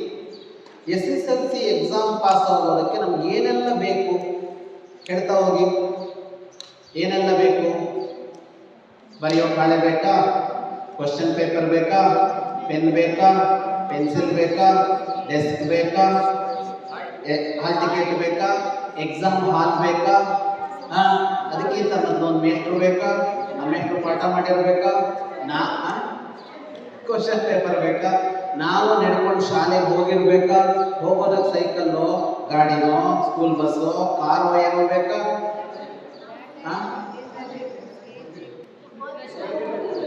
ಓದಿರ್ಬೇಕಾ? ಅಲ್ಲ, ಓದೋದ ಕ್ರಿಯೆ ಅದನ್ನ ಬಿಡಿ. ಉಳಿದಂತೆ ಎಷ್ಟು ಥರದ ಬೇಕು? ಬುಕ್ ಬೇಕಾ? ಆಮೇಲೆ ಕನಸು ಬೇಕಲ್ಲ, ಪಾಸಾಗಬೇಕು ಅಂತ. ಈ ಥರದ್ದು ಎಷ್ಟೊಂದಿದೆ ನೋಡಿ. ಆಮೇಲೆ ಸಬ್ಜೆಕ್ಟ್ ಬೇಕಲ್ವಾ, ಪರೀಕ್ಷೆ ಬರೀಬೇಕು ಅಂದರೆ ಸೈನ್ಸು, ಮ್ಯಾಥ್ಸು, ಇವೆಲ್ಲ ಅರ್ಥಗಳು. ಅರ್ಥಗಳು ಅಂದರೆ ಅರ್ಥಜ, ಅರ್ಥಗಳ ಸಮೂಹ. ನಮ್ಮ ಆಸೆ, ಆಕಾಂಕ್ಷೆ, ಗುರಿಗಳನ್ನು ಈಡೇರಿಸೋದಕ್ಕೆ ಬೇಕಾಗುವ ಎಲ್ಲದಕ್ಕೂ ಏನಂತ ಕರೀತಾರೆ? ಅರ್ಥ ಅಂತ ಕರೀತಾರೆ. ಈ ಚಾಣಕ್ಯನೇ ಒಂದು ಪುಸ್ತಕ ಬರೆದಿದ್ದಾನೆ, ಇನ್ನೊಂದು ಗ್ರಂಥ. ಏನು ಹೆಸರು ಅದಕ್ಕೆ? ಅರ್ಥಶಾಸ್ತ್ರ. ಅದು ಇದಿಷ್ಟಕ್ಕೆ ಸಂಬಂಧಪಟ್ಟ ವಿಷಯ ಮಾತಾಡುತ್ತೆ. ವೇದ ಬಳಿಗೆ ಕೇಳಿದ್ರೆ ಅರ್ಥಶಾಸ್ತ್ರದಲ್ಲಿ ಏನಿದೆ? ಏನಿದೆ ಅಂದರೆ ಈ ಥರ ನನ್ನ ಬದುಕು, ನಿನ್ನ ಬದುಕು, ಅವನ ಬದುಕು, ಇನ್ನೊಬ್ಬನ ಬದುಕು, ಆ ವೃತ್ತಿ ಮಾಡುವವನ ಬದುಕು, ಈ ವೃತ್ತಿ ಮಾಡುವವನ ಬದುಕು, ಎಲ್ಲರ ಬದುಕಿಗೆ ಬೇಕಾದ್ದೆಲ್ಲ ಏನೋ ಅದು ಹೆಂಗಿರಬೇಕು, ಅದನ್ನು ಹೆಂಗೆ ಬಳಸಬೇಕು ಅನ್ನೋದನ್ನೆಲ್ಲ ಹೇಳುವ ಗ್ರಂಥ. ಇವುಗಳನ್ನು ನಾವು ಸಂಪಾದನೆ ಮಾಡ್ತಾ ಇರಬೇಕಂತ. ನಮ್ಮ ಗುರಿ ತಲುಪಿಸುವಂತಹ ಇವೆಲ್ಲವನ್ನ ನಾವು ಪಡ್ಕೊಳ್ತಾ ಇರಬೇಕು. ಹೇಗೆ ಪಡ್ಕೊಳ್ಬೇಕಂತೆ ಅಂದರೆ ಅಮರವತು ಅರ್ಥಜಾತಂ ಅರ್ಚಯೇ, ನಮಗೆ ಬೇಕಾಗುವ ಉಪಕರಣಗಳನ್ನೆಲ್ಲ ಸಂಪಾದಿಸ್ತಾ ಇರಬೇಕು. ಹೇಗೆ ಅಂದರೆ ಅಮರವತು. ಅಮರ ಅಂತ ಕೇಳಿದ್ದೀರಾ? ಅಮರ ಅಂದ್ರೆ ಏನು? ಸಾವಿಲ್ಲದವರು. ಸಾವಿಲ್ಲದವರು ಅಂತ ಯಾರಿಗೆ ಹೇಳ್ತಾರೆ? ಅಮರರು ಅಂತ ಯಾರು? ಅಮರರು ಅಂದ್ರೆ ದೇವತೆಗಳು. ಅಮರರು ಅಂದ್ರೆ ದೇವತೆಗಳು. ದೇವತೆಗಳಿಗೆ ಯಾಕೆ ಅಮರರು ಅಂತ ಹೇಳ್ತಾರೆ ಅಂದ್ರೆ ಅವರಿಗೆ ಸಾವಿಲ್ಲ. ನಾವು ಹೇಗೆ ಸಂಪಾದನೆ ಮಾಡಬೇಕು ಇವನ್ನೆಲ್ಲ ಅಂದ್ರೆ ನನಗೆ ಸಾವೇ ಇಲ್ಲ ಅನ್ನೋದನ್ನ ಸಂಪಾದನೆ ಮಾಡ್ತಾ ಹೋಗ್ಬೇಕಂತ. ಅದ್ರ ಅರ್ಥ ಏನು? ಅಯ್ಯೋ ಇದು ತಗೊಂಡು ಏನ್ ಮಾಡೋದು, ನಾವೇನು ಶಾಶ್ವತನ, ಒಂದಿನ ಸಾಯ್ಬೇಕಲ್ವಾ ಅಂತ ಅಲ್ಲ. ಬೇಕಾದ್ದನ್ನೆಲ್ಲ ಇದರರ್ಥ ನಂಗೆ ಬೇಕು ನಂಗೆ ಬೇಕು ನಂಗೆ ಬೇಕು ಅಂತ ಶ್ರೀಮಂತರಾಗ್ತಾ ಹೋಗಿ ಅಂತ ಅರ್ಥ ಅಲ್ಲ. ಶ್ರೀಮಂತರಾಗ್ತಾ ಹೋಗಿ ಅಂತ ನಿಷ್ಕ್ರಿಯರಾಗಬೇಡಿ ಅಂತ. ನಿಷ್ಕ್ರಿಯ ಏನು ಮಾಡಿದ್ರು ಇಷ್ಟೇ ತಾನೇ, ಒಂದು ದಿವಸ ಸ್ಮಶಾನಕ್ಕೆ ಹೋಗ್ಬೇಕು ಅಂತ ಅಂದ್ಕೊಂಡು ಯಾವ ಕೆಲಸನೂ ಮಾಡದೆ, ಏನನ್ನೋ ಬಳಸದೆ, ಯಾರನ್ನೋ ಅವಲಂಬಿಸಿಕೊಂಡು ಬದುಕೋದಿದೆಯಲ್ಲ, ಅದು ಮಾಡ್ಕೋಬಾರ್ದು. ಹಾಗೆ ಮಾಡ್ಕೋಬಾರ್ದು. ಕೆಲಸ ಮಾಡಬೇಕು, ಗುರಿ ಇಟ್ಕೋಬೇಕು. ಸಣ್ಣ ಗುರಿಗಳು, ದೊಡ್ಡ ಗುರಿಗಳು, ಎಷ್ಟೋ ಗುರಿಗಳಿರುತ್ತೆ, ಒಂದೇ ಗುರಿ ಅಲ್ಲ. ಈ ಎಲ್ಲ ಗುರಿಗಳನ್ನು ಈಡೇರಿಸಿಕೊಳ್ತಾ ಹೋಗಬೇಕು. ಅದಕ್ಕೆ ಬೇಕಾದ್ದೆಲ್ಲ ನಮ್ಮ ಬಳಿಯಲ್ಲಿರುತ್ತೆ.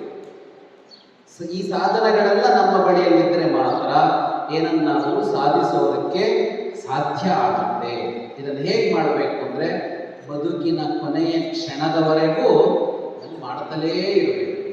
ಪಾಂಡವರು ಕುರುಕ್ಷೇತ್ರ ಯುದ್ಧ ಮಾಡೋರಲ್ಲ, ಪಾಂಡವರು ಮತ್ತು ಧಾರ್ತರಾಷ್ಟ್ರ, ಅವರಿಗೆಲ್ಲ ಅವಾಗ ಎಷ್ಟು ವರ್ಷ ಆಗಿತ್ತು?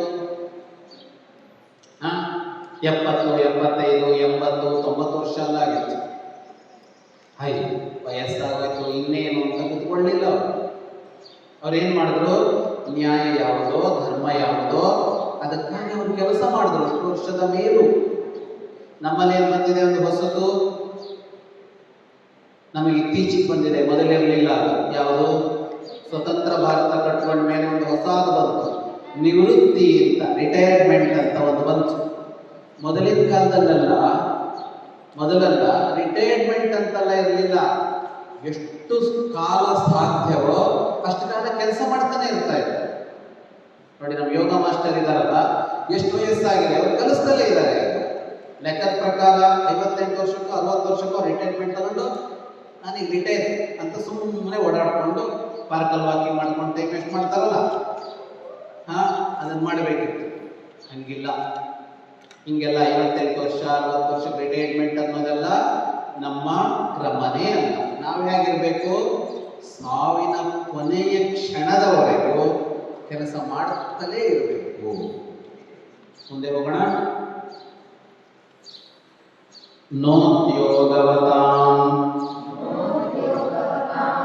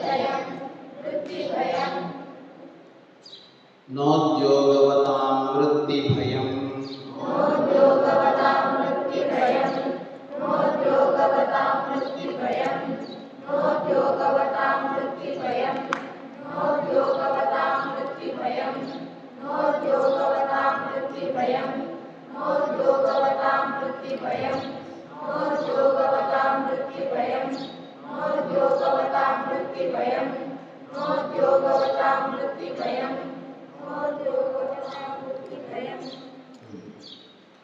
ಇಲ್ಲಿ ಉದ್ಯೋಗ ವೃತ್ತಿ ಅಂತ ಎರಡು ಶಬ್ದ ಇದೆ. ನಾವಿವತ್ತು ಎರಡೂ ಶಬ್ದವನ್ನು ಒಂದೇ ಅರ್ಥದಲ್ಲಿ ಬಳಸ್ತೀವಿ, ಉದ್ಯೋಗ ವೃತ್ತಿ ಅಂತ. ಆದರೆ ಮೂಲತಃ ಅದೆರಡು ಒಂದೇ ಅಲ್ಲ. ವೃತ್ತಿ ಅಂದರೆ ಜೀವನೋಪಾಯ, ಹೊಟ್ಟೆ ಪಾಡಿಗೆ ಯಾವುದು ಕಾರಣ ಆಗುತ್ತೋ ಅದು ವೃತ್ತಿ. ನಮ್ಮ ಬದುಕಿಗೆ ಬೇಕಾದ ಹಣ, ಹೊಟ್ಟೆಗೆ ಬೇಕು, ಊಟಕ್ಕೆ ಬೇಕು, ಬಟ್ಟೆಗೆ ಬೇಕು, ಇನ್ನೇನಕ್ಕೂ ಬೇಕು ನಾವು ಬದುಕೋದಕ್ಕೆ, ಅದಕ್ಕೆ ವೃತ್ತಿ ಅಂತ ಹೆಸರು. ಉದ್ಯೋಗ ಅಂದರೆ ಕ್ರಿಯಾಶೀಲತೆ ಅಂತ ಅರ್ಥ. ಉದ್ಯೋಗ ಅಂದರೆ ಕ್ರಿಯಾಶೀಲತೆ. ನ ಉದ್ಯೋಗವತ ವೃತ್ತಿ ಭಯಂ. ಯಾವ ಕ್ರಿಯಾಶೀಲರಾಗಿರ್ತಾರೋ ಅವರಿಗೆ ಹೊಟ್ಟೆಪಾಡಿನ ಸಮಸ್ಯೆ ಇರೋಲ್ಲ. ಯಾರು ಕ್ರಿಯಾಶೀಲರಾಗಿರ್ತಾರೋ ಅವರಿಗೆ ಊಟಕ್ಕಿಲ್ಲ, ಇನ್ನೊಂದಿಲ್ಲ, ಬಟ್ಟೆ ಇಲ್ಲ, ಮನೆ ಇಲ್ಲ ಅಂತ ಇರೋಲ್ಲ. ಹಂಗೆ ಯಾರಾದರೂ ಹೇಳ್ತಾ ಇದ್ದಾರೆ ಅಂದರೆ ಅವರು ಕ್ರಿಯಾಶೀಲರಾಗಿಲ್ಲ. ಏನೋ ಒಂದು ಕೆಲಸ ಮಾಡಬೇಕು. ಒಂದು ಕೆಲಸ ಮಾಡಬೇಕಂದ್ರೆ ಅದಕ್ಕೆ ಬೇಕಾದೇನೋ ಕಲಿಬೇಕು, ಅದಕ್ಕೆ ಬೇಕಾದ ತರಬೇತಿ ಪಡ್ಕೋಬೇಕು. ಅದಾದ ಮೇಲೆ ಆ ಕೆಲಸವನ್ನು ಶ್ರದ್ಧೆಯಿಂದ ಮಾಡಬೇಕು, ಶ್ರಮ ಹಾಕಿ. ಅಷ್ಟು ಮಾಡಿದರೆ ಎಲ್ಲರಿಗೂ ವೃತ್ತಿ ಇರುತ್ತೆ. ವೃತ್ತಿ ಅಂದ್ರೇನೋ ನಮಗೆ ಬೇಕಾದ ಹಣವನ್ನು ನಾವು ದುಡಿದುಕೊಳ್ಳೋದಕ್ಕೆ ಸಾಧ್ಯ ಆಗುತ್ತೆ. ಈ ಸೂತ್ರ ಏನು ಹೇಳುತ್ತೆ ಅಂದರೆ ಇಷ್ಟನ್ನಲ್ಲ ಅಂತ ಹೇಳ್ತಾ ಇರೋದು. ನಿಮ್ಮ ನಿಮ್ಮ ಹೊಟ್ಟೆಪಾಡನ್ನು ನೀವೇ ನೋಡ್ಕೋಬೇಕು, ಇನ್ನೊಬ್ಬರನ್ನ ಅವಲಂಬಿಸಬಾರದು. ಅದಕ್ಕೆ ಏನು ಮಾಡಬೇಕು? ಸತತ ಕ್ರಿಯಾಶೀಲರಾಗಿ, ಯಾರನ್ನ ಅವಲಂಬಿಸಿ ಬದುಕೋದಲ್ಲ, ಸ್ವತಂತ್ರವಾಗಿ ಬದುಕಬೇಕು. ಹೊಟ್ಟೆಪಾಡಿನ ವಿಷಯ ಯಾವುದೋ ಬದುಕಿಗೆ ಬೇಕಾದ ವಿಷಯವನ್ನ ಯಾರ ಹತ್ರ ಕೇಳ್ಕೊಳ್ಬೋದು, ಅದು ಬೇರೆ. ಆದರೆ ನಮ್ಮ ಹೊಟ್ಟೆಪಾಡನ್ನು ನಾವೇ ದುಡ್ಕೋಬೇಕು. ಹಾಗೆ ದುಡ್ಕೋಬೇಕು ಅಂದ್ರೆ ಏನು ಮಾಡಬೇಕು? ಕ್ರಿಯಾಶೀಲರಾಗಿರಬೇಕು. ಇಷ್ಟಕ್ಕೆ ನಿಲ್ಲಿಸ್ಬೇಕು.